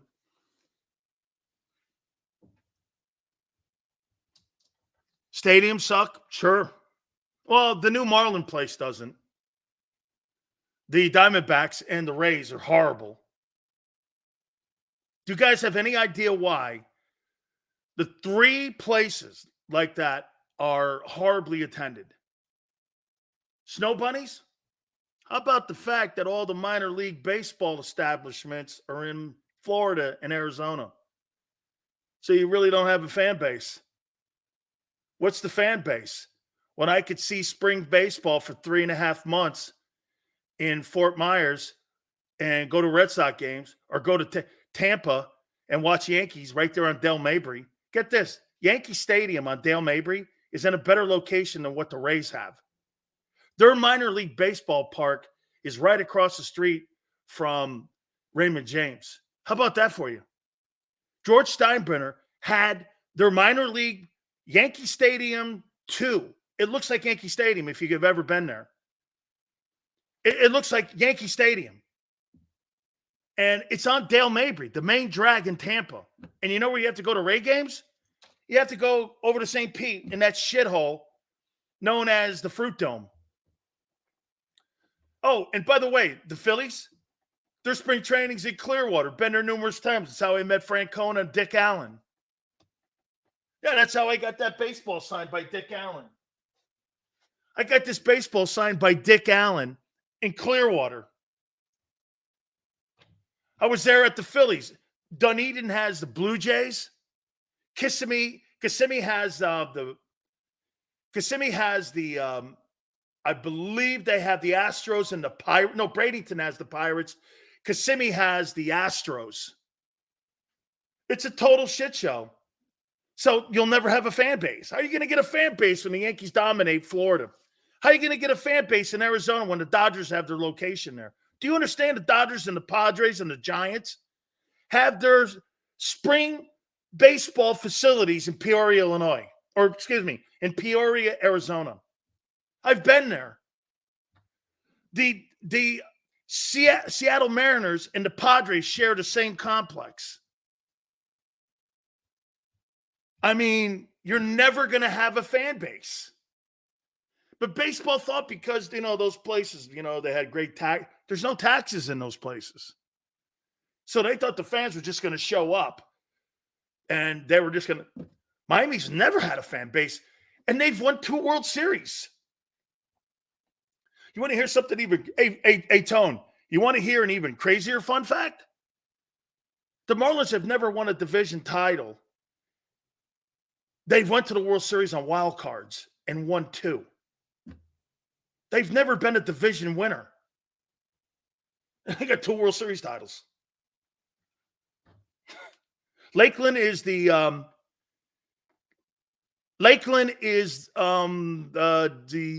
Braves, I believe. Oh, wait, the Braves are at Disney now. They moved. They're in Disney. Right. Lakeland, Tiger Town. Correct. Dunedin is Blue Jays. Been there numerous times. Never in a million. $10 a pop for playoff tickets. Did you see the Rays playoff game? Did you see the Rays? It was old fogies night. Jupiter. Astros moved out of Kissimmee. They're now in Jupiter. Okay. Thanks for the fact. Okay. Yeah, the Marlins have never won a division title. They've never won a National League East. Yet they got 2 World Series titles coming from the wild card. How you doing? Yeah. Oh, man. Dude, JK, the Rays Stadium, if you look up, you're like looking up at those old, like when you're in a doctor's office and it's like sucking the brains out of your head. It's terrible. Yeah, it's in Clearwater. Yeah. Let me see. Here. The Mets are over on the other side of the coast. Phillies are in Clearwater. Blue Jays, Dunedin. Yankees are in Tampa. The Rays are down in St. Pete. I believe the Red Sox are in Fort Myers. The Pirates are in Bradenton. Just been told a couple other new places. The Braves are in Disney. Yeah. I don't know where the Orioles are. I don't know where the Orioles. Yeah, Thanks, Real. Port St. Lucie's on the right side, just south of Jacksonville. I've been to all these places. I made a trip around the loop. The Cardinals are in where the Dodgers used to have. It's called Dodger Town. It used to be called Dodger Town, where the Dodgers had their spring training facility in Florida. Cardinals have that now. They've taken that up. That's where the Cardinals are. Yeah. Crazy, man. No, the Dodgers were in Vero Beach. Correct. Very good. All right. Howard Balzer is going to join us at the bottom of the hour. We're going to get his thoughts, everything football, NFC, Eagles, 49ers, Cowboys, Lions. There's also some news on Kyler Murray. He is a Pro Football Hall of Fame voter. He works for SiriusXM, has a great show. That's coming up in the final hour, the Power Hour. Keep it here on the National Football Show.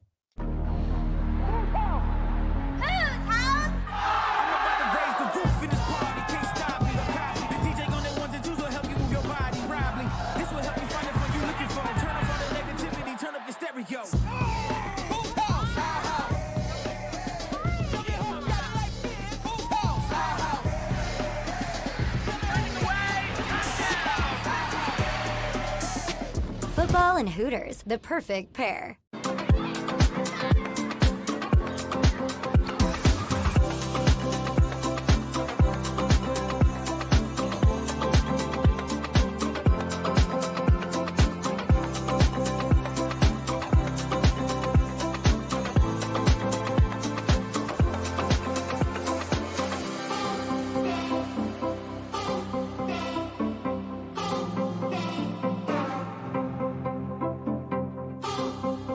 If you own a company and you're not producing a podcast, you're missing out. The public consumes messaging when they're ready. Join the professional podcast network of companies and let JAKIB Media Partners put you in the podcast arena. Come to our professional studio or we'll come to your place of business and professionally produce your company podcast. Call JAKIB Media right now at 267-261-3428. 267-261-3428.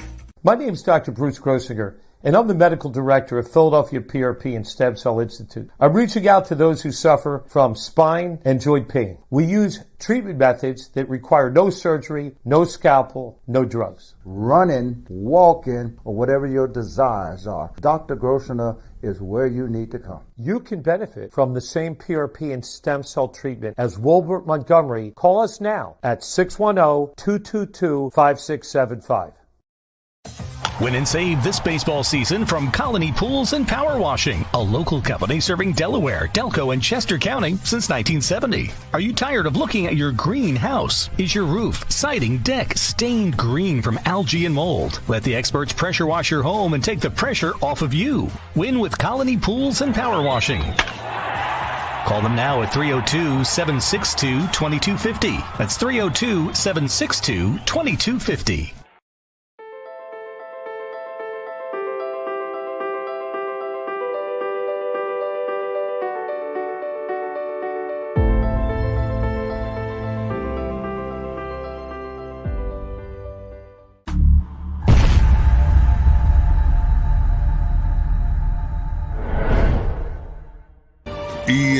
EAGLES, Eagles.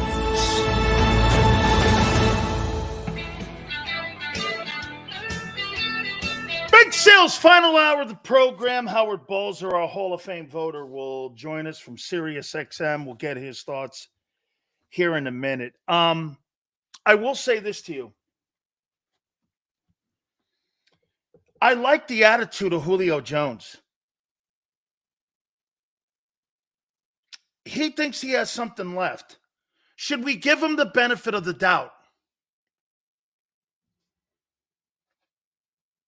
That he feels he has something left to offer. Do you give him the benefit of the doubt? I think you do. You know, Tone said something yesterday about one thing about Julio Jones. You can laugh all you want. He's a 7-time Pro Bowler. He's going to knock on the door for being a Pro Football Hall of Famer. I'll tell you this. Sills, who do you think's a better player, Reggie Wayne or Julio Jones? Who was throwing the ball to Julio Jones? And who was throwing the ball to Reggie Wayne? I think you have to give the benefit of the doubt to Julio. I think I'm going to give, you know what? I personally want to see it. But I do think as a guy, not a media guy, and a guy that understands that sometimes you can will yourself to do shit, that you have to give a guy like that the benefit of the doubt. Even though, get this, and you know what? I'm conflicted with this because I do this. Well, shit, man, he really hasn't been good since 19, or I should say productive since 19. Do you still give him the benefit of the doubt? Do you give a guy like that who has that wealth of knowledge? I'll tell you something. You think Jerry Rice was the same player at 41 when he was with the Raiders that he was when he was 31 or 21? Obviously not. But maybe those guys know how to do things different and getting open because of the experience factor. You know, it's not always about gloom and doom. I get it. And you guys are right sometimes. You know, I thought about it after 2 days, and I said to myself, and you know what? I got to tell you, Michael Irvin every now and then tunes on the show. He goes, so man, shit, you say all that shit about Julio. You don't respect his game?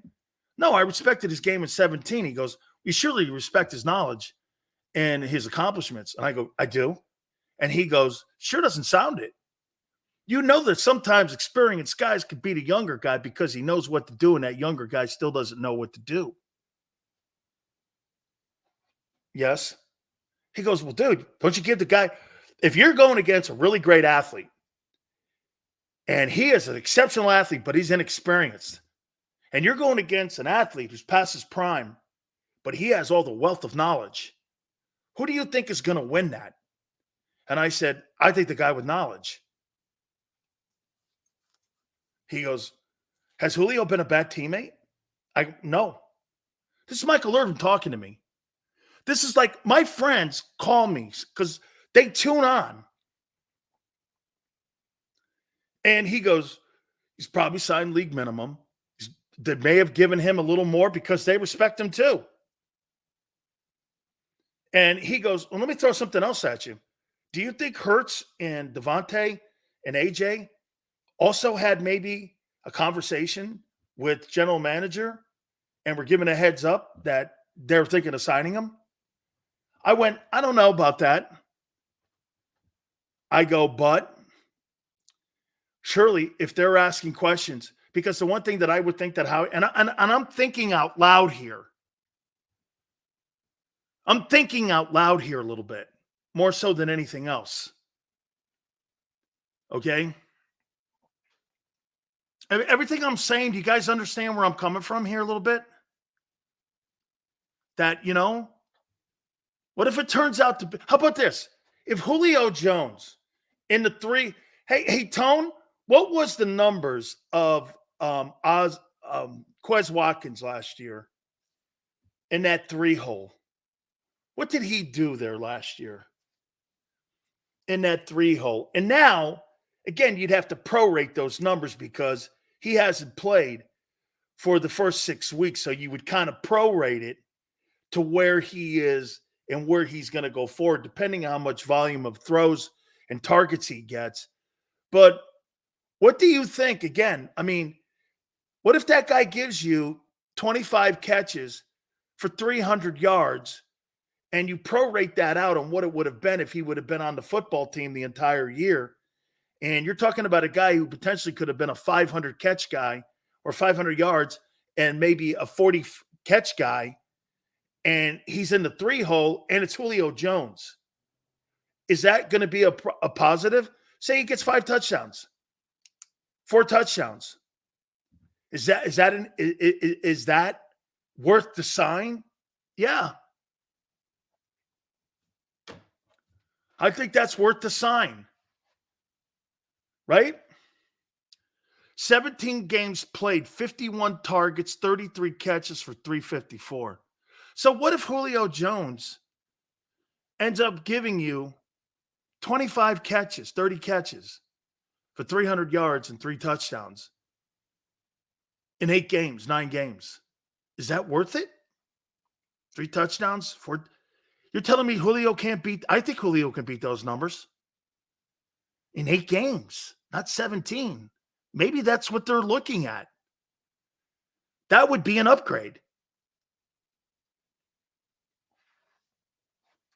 That'd be an upgrade, especially at the price that they're paying. Now, again, I mean, the question will be the coaches again on whether or not they can get them involved. See, hey, you can get this, guys. You could bring Derrick Henry in, Julio Jones in. Hell, you could bring in Justin Jefferson. Can these coaches utilize them to the best of their abilities and get the max performance out of them? Because so far, the offensive coaches have been underwhelming. Again, I see people throw this stat at me all the time. They're number 2 in offense. Yeah, you're down at the bottom in red zone. You got massive turnovers, and you're high in 3 and outs. That's not a winning formula of winning Super Bowls. You couldn't win the Super Bowl having the 2022 team play the way it did a year ago. You think you're going to play with those other statistics with high turnovers and not good in the red zone? And you think you're going to be better than you were last year when you're making more mistakes. You're making more mistakes in the game this year than you did. Hey, get this. Yeah, you got the same numbers in offense, got the same scoring. Why are you making more mistakes?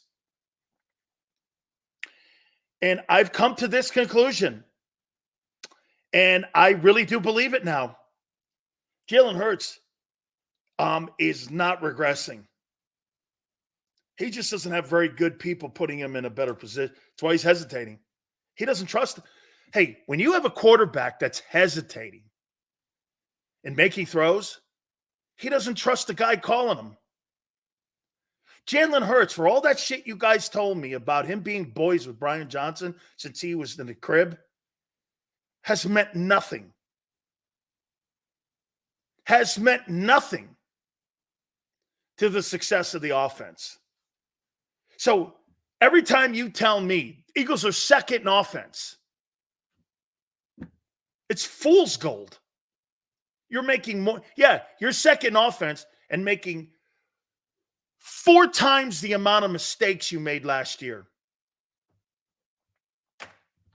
Jalen Hurts has more turnovers in 6 games than he did in all of 2022. Second best offense. More mistakes. More 3-and-outs. Poor indecision play calling. What does that tell you? You know what that's his definition of?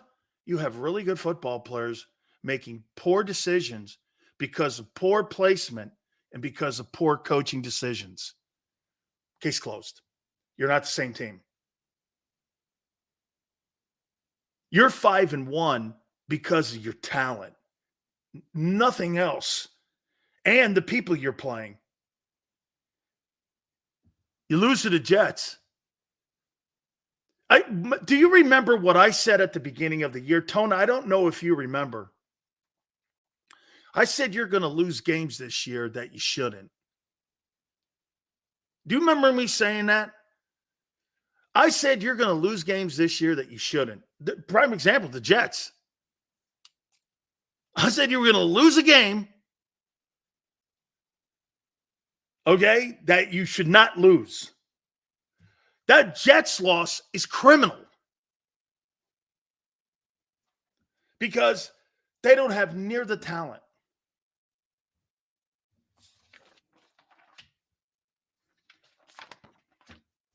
Now, one thing you got to remember, one thing I'll give this Eagle team, you're never going to be blown out.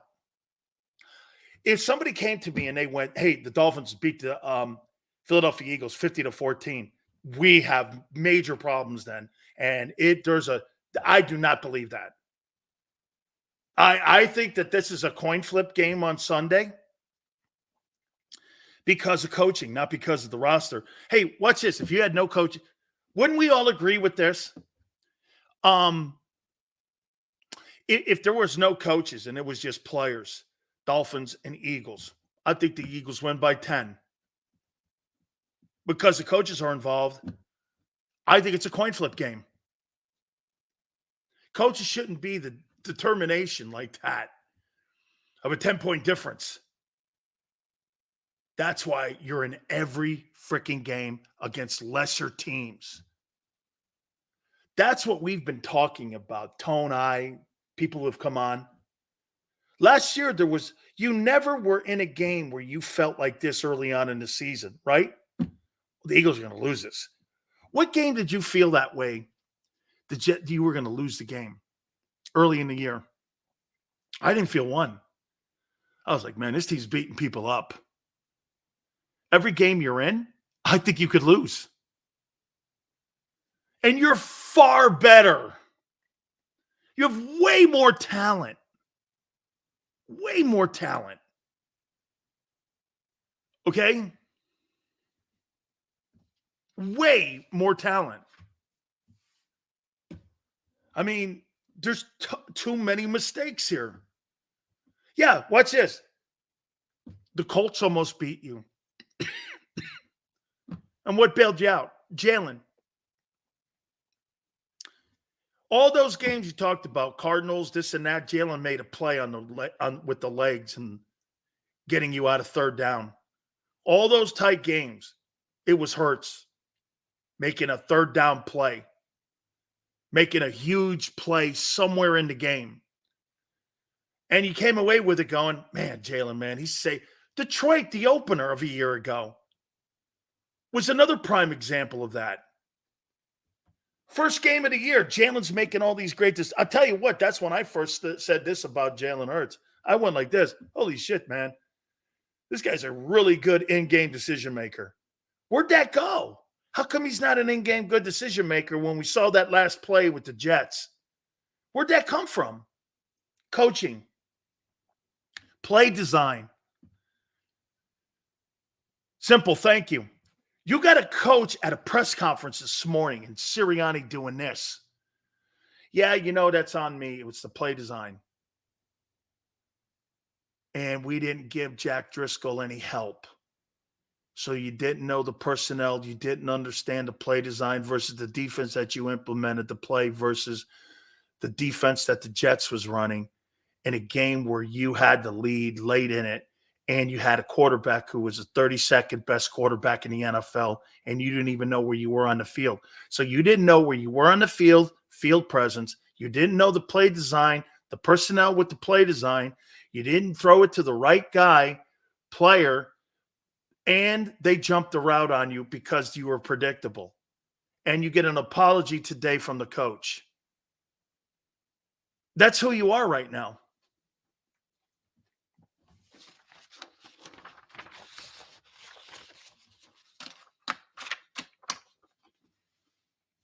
Again, that's why this game is going to tell us a ton. You know what? It's going to tell us a ton about both teams. Because I don't think the Dolphins have played anybody. All right? I don't think the Dolphins have really played anybody. So I'm going to sit here and do the same thing you guys are doing. I don't think they're playing anybody. Okay? Because they got to show me they can play against a team. Look, I'll tell you this. We said this in the last hour. Shit, the Jets have more. Is this fair? The Jets have more impressive wins than the Dolphins do. Right? The Jets wins. Two of the Jets wins. I mean, Buffalo embarrassed the Miami Dolphins. Okay? They beat the Eagles and they beat the Bills, the Jets.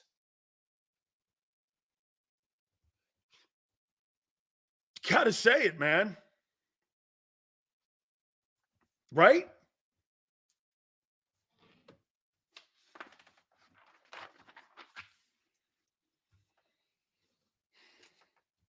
I mean, we're going to find out a lot. This Mike McDaniel kid, I have learned more about the Eagles watching this Mike McDaniel guy and watching these play designs. Hey, look, before I bring Howard Balzer up, who's seen every coach for the last 45 years in the NFL, our good friend from SiriusXM, before I bring him up here, and also go phnx.com, Talk of Fame Network. He's all over the place. Hall of Fame voter as well. This guy, Mike McDaniel, has his Hello Kitty backpack. He rolls around on skates. He's got a pen that glows in the dark. And this guy is designing plays like I've never seen. Now, I don't know if the Dolphins are real. We're also going to get a little bit of info on Kyler Murray here in a minute. But I want to bring my Hall of Fame voter up here, Howard Balzer, our dear friend, and we appreciate him finding time for us. You had to start your team with two dudes. Between these two guys, Tua or Hurts, who would you start your team with? Wow, that's a great question. At this point, until I really know that Tua is going to stay healthy, I would probably say Hurts. Obviously, he's got the running ability. He was a little banged up at the end of last season. But I'll tell you, Tua's defying the odds that a lot of people in Miami thought it was a mistake when the Dolphins drafted him as high as they did. And, obviously he's had the concussion issues. You hope for his sake that doesn't continue. But, boy, with the players he has around him, and obviously all quarterbacks have to have that. I mean, Hurts last year had the addition of A.J. Brown to go with Devontae Smith and an unbelievable offensive line.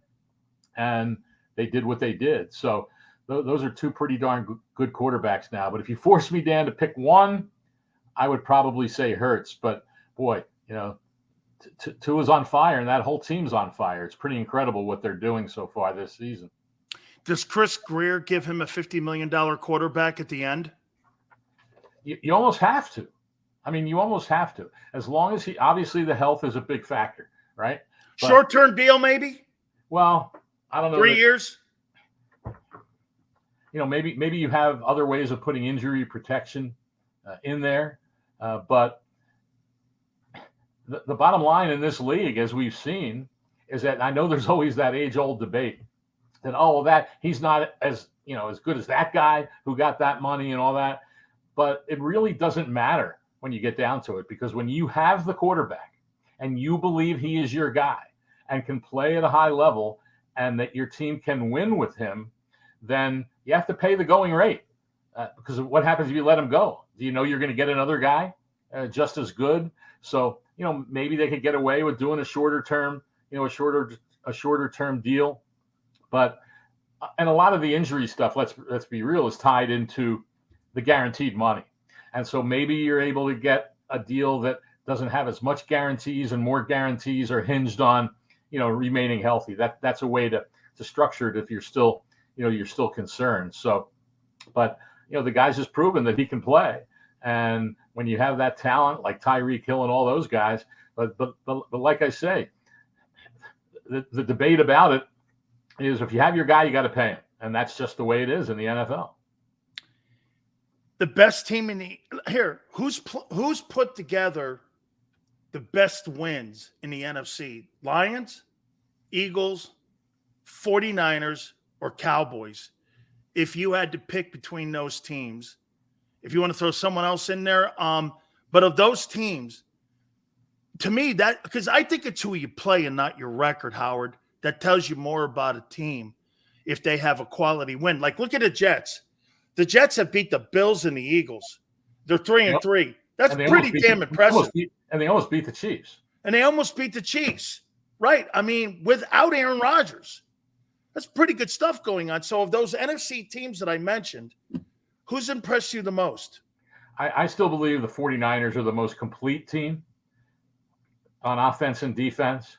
Certainly the Eagles are not that far behind them. The Lions now, I mean, you look at the Lions, and since that 1-6 start last season, 16 games are 13-3. So this team is, and I remember at that point last year when they were 1-6, there were all those questions. Oh, Aaron Glenn's not the right defensive coordinator. They're not playing good enough defense. Well, they're playing darn good defense now. And it all goes to show that we all, and I say collectively, so many jump on the coordinator when a team isn't playing well, whether it's offense or defense. And most of the time it's traced to the personnel. I'm sure you've heard the famous one that everyone always says. It's not so much about the X's and O's as it is of having the Jimmies and the Joes. Right. And you better have those guys. You can have the greatest scheme in the world, but if you don't have players to carry it out and execute it against really good opponents and a very competitive league, then you're not going to have success. And the Lions have been built tremendously. And I'll say this about them, Dan, is that I don't know how many times in the last couple of years after the Matthew Stafford trade, where they sent him to the Rams for Jared Goff, how many times people said to me, or you'd read it, oh, when are the Lions going to move off Jared Goff? When are they going to move off Jared Goff? And I would always give this answer. First of all, he played pretty darn good football with the Rams. They weren't, they did give him that second contract. They gave him that contract extension. They wanted a little better. I mean, they're under a little bit of pressure, obviously, in LA when you're playing in that market, that you've got to win big to have the fans on your side. But the point I've said all along, Dan, on the Lions, that a lot of people don't realize is that their general manager, Brad Holmes, I got to know him when he started his NFL career as a public relations intern with the Rams. He wanted to get into scouting. There were no openings, so he said, well, I'll just work anywhere. And they put him in the PR department, and he helped out. Really sharp guy, good guy. He then got into the scouting department, worked his way up, and guess who was the director of college scouting for the Rams when they drafted Jared Goff? Brad Holmes, who's now the Lions general manager. That's why they wanted him in that trade. Okay, if we're going to trade Matthew Stafford, we got to get a quarterback back. And he had the confidence in him. Obviously, Dan Campbell does, the team does, and he's playing lights out football for that team. So, I'm not saying he's in the class of the greatest of all time, but you can win games with Jared Goff. But I still believe that top to bottom on the roster, the 49ers are the most complete team in the NFC and maybe in the NFL for that matter. But got to stay healthy. I mean, they lost to the Browns last week, obviously, on a missed field goal. They lose Christian McCaffrey. That could be crucial if he misses extended time. I mean, I think they've lost one game since last season, since McCaffrey got there. So, but with him and with Deebo Samuel healthy, that's a really good football team, obviously. I'll say this to you. I've never seen a deal that was done in the short term that the Rams benefited by winning, obviously, the Super Bowl. But look at all those picks that they got. Penei Sewell was part of that. The running back from Alabama was part of that. Jameson Williams was part of that. Aiden Hutchinson was part of that deal. And you got a quarterback that's turning the Lions around. People don't realize this. Since 1957, they've had 2 playoff wins. Yeah, I know. I mean, Howard, it's really benefited both. The micro for the Rams and the macro for the Lions. You rarely see that where both benefit. No, you're 100% right. And the one thing I like about him, you wonder, I always question this in the NFL just generally when it comes to head coaching hiring cycle time in the NFL. And what do the lazy owners do? They hardly ever think outside the box.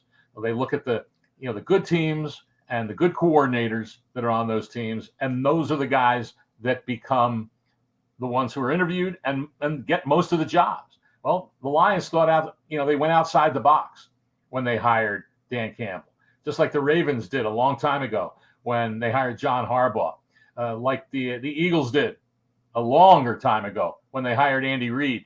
Those guys weren't coordinators, but there was something in them that the teams interviewing them saw that they believe would make good head coaches that leads a team. I think a lot of times, Dan, we always talk about the culture in an organization and how a head coach has to, establish that culture for the players.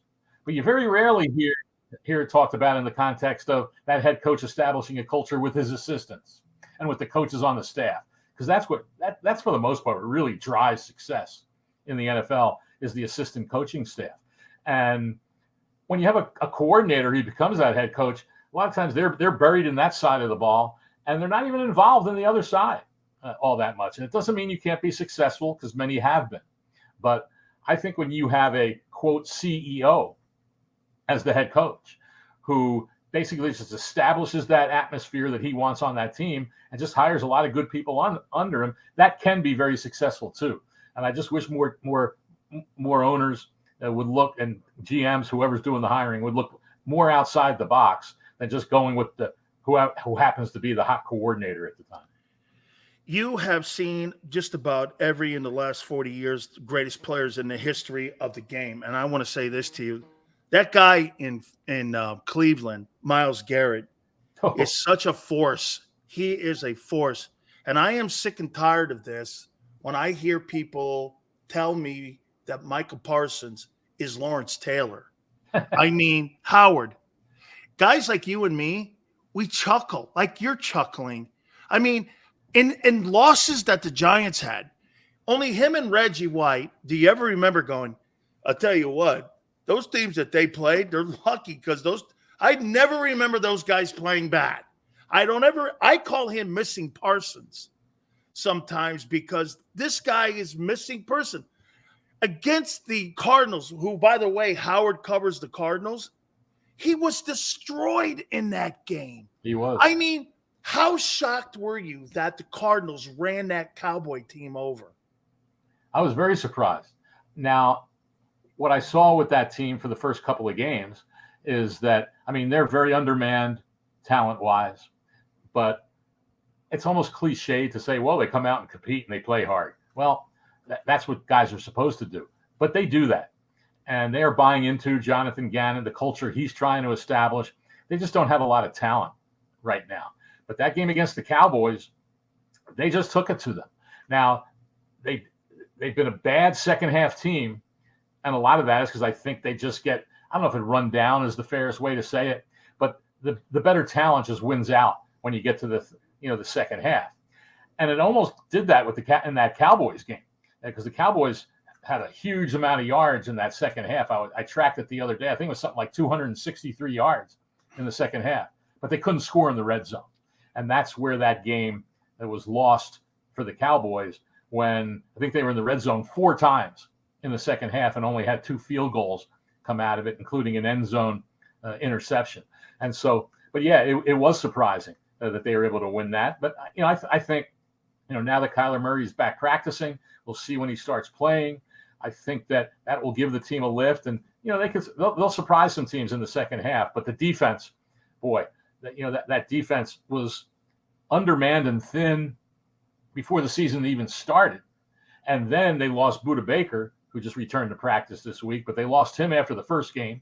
Now they didn't play with the last game and a half without his safety tandem, Jalen Thompson. Those are the two best players on that defense, and they've been without them. But I think if they get those guys back, and the defense starts figuring out how to stop a team in the second half, they can steal some games in the second half of the season, assuming that Murray comes back, stays healthy, and knocks the rust off pretty quickly. When you look at Jonathan Gannon, have you been surprised by how he's coached? Is he a guy that they like? Do you think that it's working with Jonathan Gannon as the head coach of the Cardinals? It does appear to be, it does look to be working. Now, granted, all the players speak highly of everything that's being done. And what are they going to say? They're going to tell us the guy sucks? I mean, obviously they're not going to do that, but they all speak in terms of liking the way he has changed the culture, the way he has introduced accountability. He's stressed that, even when we ask him, we talk about, he says, hey, obviously you want to win games, but what we're about now is the process of establishing the process of how you get to the point where you can win games. And he has to know deep down they don't have the talent. They have two first-year coordinators that are offense and defensive coordinators for the first time in their careers. Talking to them, listening to them, they seem to know what the heck they're doing. But they're not working with a full deck. That's for sure. But it does look like that. This is a team that likes the message that Gannon is spreading and is going out there, just giving everything they have, to try to win games. And heck, they've even the 49ers game, it was 20-16 late in the third quarter. And then they had a tough play happen and a drive stalled. And then the 49ers went down the field and made it a 2-score game, and it was basically over. But they were in that game against a team I was just talking about, I think might be the best in the NFL. So that's the way they've played so far. And I think they're doing the best they probably could with the talent that's on that roster right now. There's a story coming out by Howard on gophnx.com about Kyler Murray. And you mentioned that he's practicing again. It's quite a gamble here, whether or not you're really deciding whether or not to stick with him, to move on from him, to think he's the future. There's a ton of money still wrapped around him. There's dead money. There's a really big decision to be made here with a brand new coach. It wasn't his selection to have him as the quarterback. Where are they with Kyler Murray and the gamble to play him? I mean, you saw what the Texans did. Even going through all of that, he was active through that whole time, Howard. For every week was Deshaun Watson, but they didn't want to take a shot at putting him in a game. Maybe he gets hurt and it devalues him so that they don't get the commodity and the assets when it comes to draft picks so they can move him like they did to Cleveland. Where do they go with him? And give us a little bit of the insight of what you're going to say about the Murray article. Well, the situation with Murray, I think, is different than Deshaun for the main reason is Watson wasn't coming off an injury. And also he wanted out from that team. And so they just did what they did for that year. And if we believe everything the team says, then they want Kyler Murray to be their quarterback. Obviously that can change at any moment, but I don't think it's a gamble to play him because even if in the back of their mind, they're saying, well, we could move on from Kyler and get a new quarterback in here. But the only way realistically, Dan, to move on from him is to trade him, to get that, so they won't have if they released him, the dead money would just be outrageous. And so the only way you can trade him is for him to play. And so I think it serves a dual purpose of playing him. And He's done everything asked. He's done everything that he can possibly do to get to this point, to begin practicing. And whether, the mental reps and all that, it is a new offense. So he has to show that, he can run that. But everything they said, he's been there in meetings. He's doing all the things you have to do along those lines. And they refer to him as a franchise quarterback. Now, are they just saying that?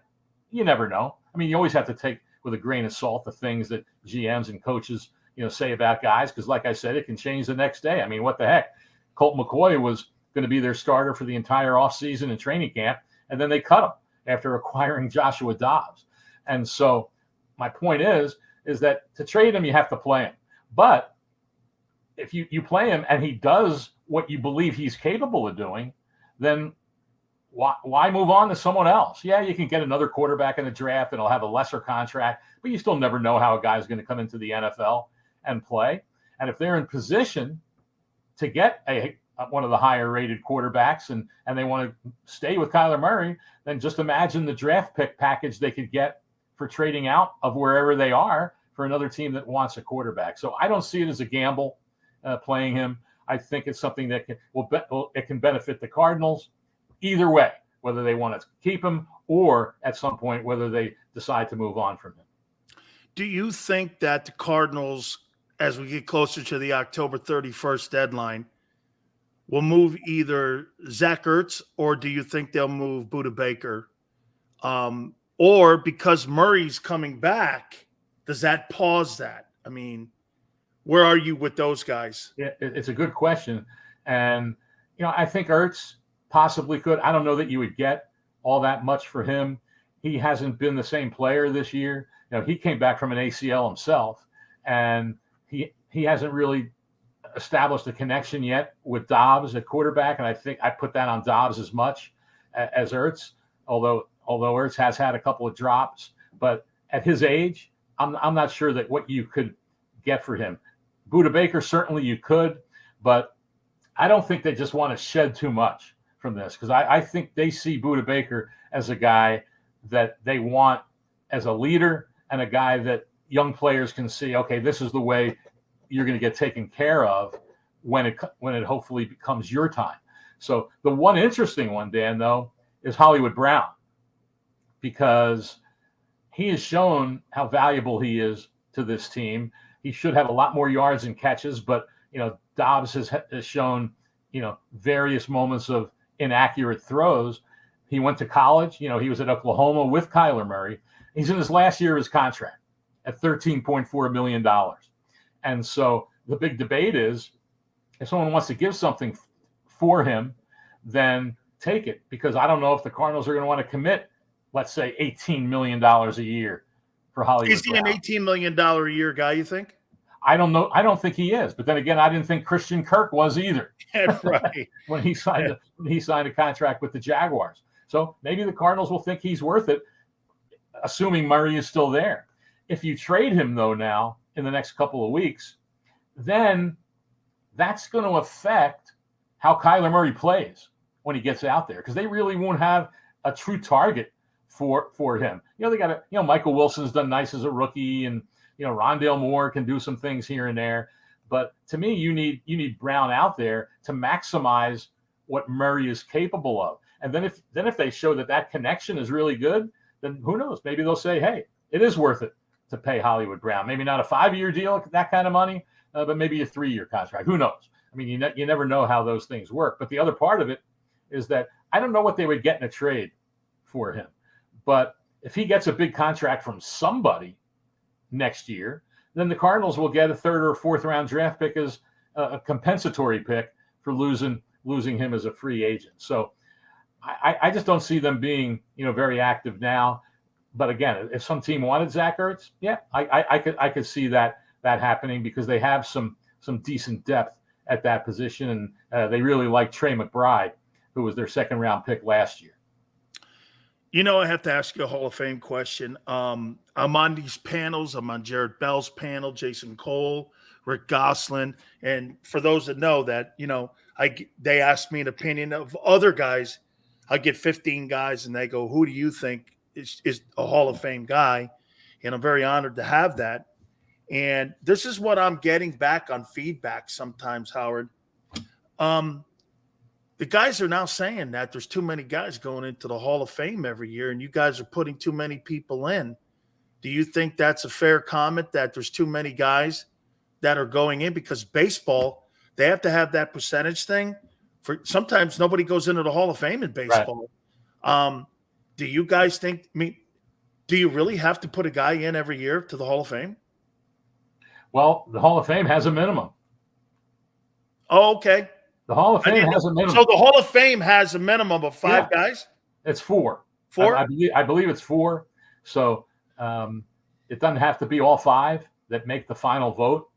The last person, I believe, was Michael Irvin back in around 2007, whenever, I think it was the year before he ended up going in, that he was in the final 5 and didn't get enough votes to be enshrined. And then the next year he came back as a finalist anyway. And so what are you going to do? Right. I mean, if you don't put one of the guys in, then they're coming back as a finalist. And what does that do? That keeps somebody else from becoming a finalist and being discussed in our meeting. So I don't think it's an illegitimate comment to say that sometimes it's become the hall of the very, very, very good and not the elite. But the Hall of Fame, that's what they mandate in terms of the numbers who can get in. And I mean, there was a time, I remember the year that Al Davis went in, and there was a lot of mixed opinions about Al Davis. And it wasn't that he hadn't done great things. It was just some people, I think, just voted against him because they didn't like him. Well, the year he got in, and at that time, there was only 4 finalists, and they increased it to 5 at some later date. And and Al Davis got in that year. It was never confirmed, but there was the belief that he might not have gotten that 80% threshold of yes votes from the committee to get in. But if you don't have 4, then they take the next guy that was in that let's say only 2 get it. Well, they're going to take another 2 that have. So who knows? It might be 78%, 75, whatever it might be. And so the Hall of Fame mandates that. And so we just follow the bylaws. But I don't know, quite honestly, Dan, I don't think there's ever been a real push to make it harder. Make it harder for guys. It's awful hard now, even for those that some would say, well, was he really a Hall of Famer? In my mind, and a lot of the mind is, it's interesting at the meeting when someone like a Peyton Manning comes along, who's ever doing the presentation, stands up and says, I present Peyton Manning for the Pro Football Hall of Fame, and then they sit down and there's no discussion. Those, you could argue, are the true elites of the game. Those are the true Hall of Famers. When you have to debate, you can make an argument, well, are they really in the Hall of Fame? But what should the Hall of Fame be? Should it be for the absolutely, truly elite, the best of the best of the best? Or is it a good thing to honor a lot of the great players who were great players, but maybe just are a notch below some of those others? And so, but a lot of it, let's be honest, it's about putting guys in. It's about having a ceremony and an enshrinement every year and having a lot of people coming to town and staying in hotels and all those things. And so, and here we are now with a seniors group where we're putting seniors in, some of them who were never even finalists during their modern day eligibility. Howard, let me stop you on that for a second, because I made this debate with Jason Cole. So I go, doesn't that undermine all of today's present voters, that they would undermine the guys in the 50s, 40s as sports writers who didn't think that those men that were in that era weren't Hall of Famers, to make you change that vote of those writers? I mean, it's really a disgraceful thing to those writers that they saw. You didn't see those guys playing back in them times. Only on film. They were there with those coaches and the players. But I'm talking about, well, there's 2 issues here, because there's one with the years past, the 40s and the 50s. Let's remember, the Hall of Fame didn't start until 1963. Right. And so you already had 44 seasons of NFL football. And so there's a lot of guys that fall through the cracks that way, which was the Centennial Committee. The 2020 class was designed to go back and put a lot of those guys in that were forgotten. And some believe they didn't get enough of those. But a lot of the seniors I'm talking about, I mean, we're like a guy like Joe Klecko, right? Hell of a player, right? And so, but sometimes, and here's an interesting one. But let's say Joe Klecko is one example. I mean, these are still guys who played in the last 30, 40 years. And, Albert Lewis, who I think was every bit the cornerback, and maybe was better than Rondé Barber. Gastineau. Again, there's a lot of, we can make a long list. And so, Sam Mills and Leroy Butler, who went in his modern day, Sam Mills went in his final year of eligibility and wasn't even a semifinalist, I don't think, for the first 15 years of his eligibility. And then a little advocacy starts, and people look at the record a little closer. And you have guys that a lot of times when we sit down and vote on 25 semifinalists and 15 finals, a lot of times we're looking at, well, what was last year's group look like, right? And so there's a lot of them who didn't get in. You look at those guys, you vote for them. Maybe there's a few newbies. You have first-time eligibles. And before you know it, a guy who slipped through the cracks slips through for another year. I'll give you a good example. I'm watching a TV show last weekend, right? I think it was after one of the baseball games. And I think it was an old show. And Lomas Brown was being inducted into a Hall of Fame. I don't know if it's a college football Hall of Fame. Lions. Or whatever, right? And Lions. And they put up on the screen, 18 years as a left tackle, blocked for Barry Sanders, 7 Pro Bowls, 1 All-Pro and 4 second-team All-Pros. And my wife says to me, when did he go into the Hall of Fame? And I said, he's never been a semifinalist.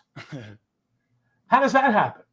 How does a guy like, is it because he wasn't on, he had Barry Sanders, but we talked earlier about the Lions, certainly not a very good team, and that wasn't his whole career. But sometimes then the guy doesn't play for 5 years, right? And then they come up and they're on the list of nominees and be like, one was okay, a good player, but you vote for somebody else. He wasn't Orlando Pace, he wasn't Willie Roaf, he wasn't Jonathan Ogden, he wasn't Walter Jones. But you look at that career and you say, this guy should at least be discussed. But those are the things that happen, which pushes those guys up to the seniors or gets them noticed sometimes when someone advocates for them. And like I said earlier, we on the committee maybe look a little closer at a guy.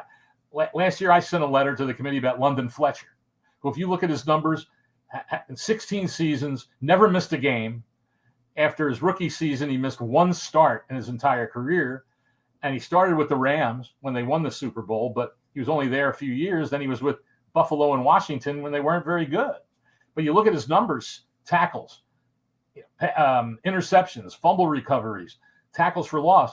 He has the numbers that are equal, very close to Ray Lewis and Brian Urlacher. And they both went in their first year of eligibility.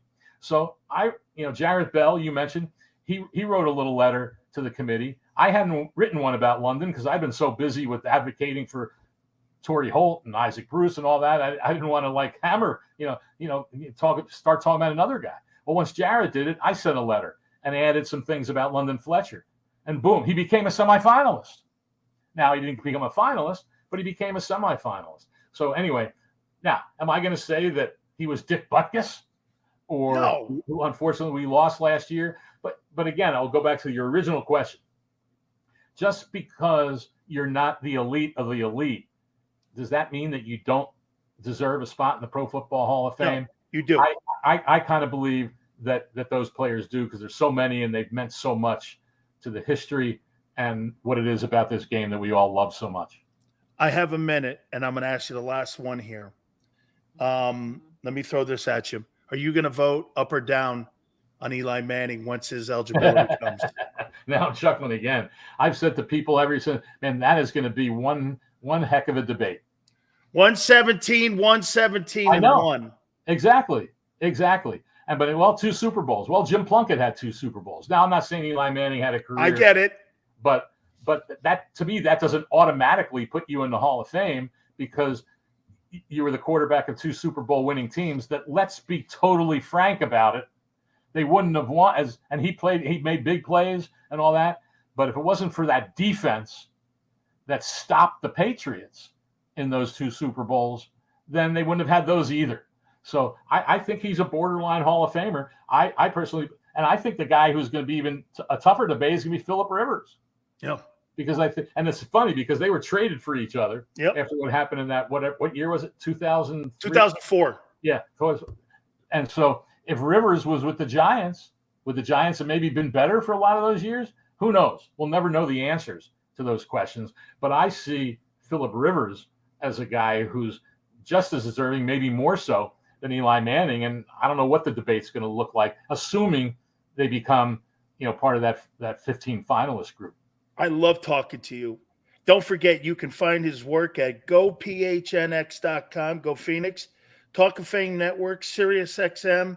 He does great work, covers the Cardinals as well. He is a Hall of Fame voter. He is our dear friend, and he's been our friend for a long time.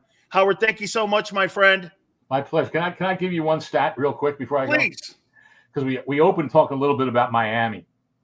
And I was doing a radio interview, in fact, back in my hometown of St. Louis.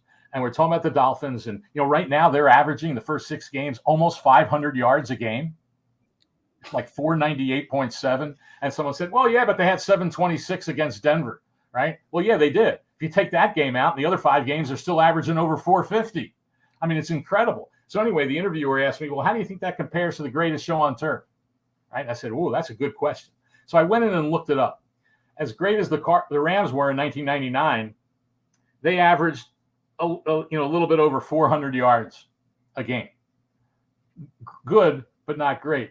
But then I said before I looked it up, but people don't remember this. The first 6 games of the 2000 season after that Super Bowl, they were on a pace to shatter every record that has ever existed on offense. And then Kurt Warner got hurt in the 6th game. And I didn't remember what the numbers were. And so it's interesting, it's 6 games, which is what the Dolphins have played. The Rams in the first 6 games of that 2000 season averaged 509 yards per game. Wow. 509. And they had, it was just insane. They had games of the ones over 500, 513, 2 of 529, and 614 yards in games that year.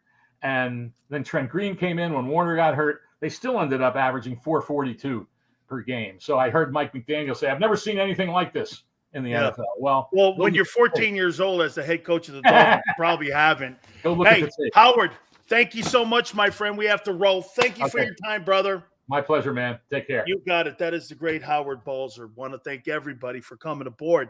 You were spectacular today, as always. Xander, we thank you. Big Joe, we thank you. Tone, way to keep kicking ass, man. Great segment by you. All the work at JAKIB Sports, you can go there and look at everything. Tonight, hey, real quick, Tone, who do you got? I got the Jags tonight.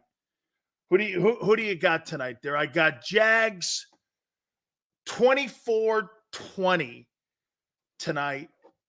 I got Jags 24-20 tonight. That's where I'll go there. Jags by 6. Got it. We'll see you tomorrow, 2 to 6. We'll also catch you on the flip side.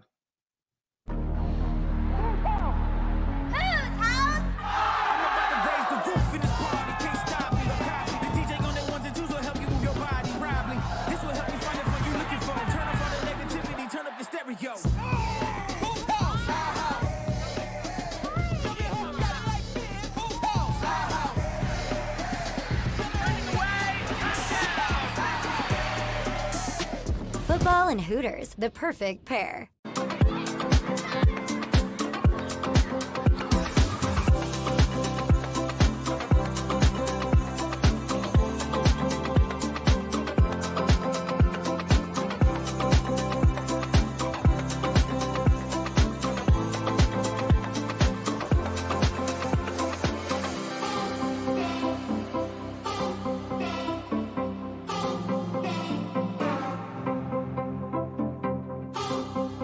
If you own a company and you're not producing a podcast, you're missing out. The public consumes messaging when they're ready. Join the professional podcast network of companies and let JAKIB Media Partners put you in the podcast arena. Come to our professional studio or we'll come to your place of business and professionally produce your company podcast. Call JAKIB Media right now at 267-261-3428. 267-261-3428.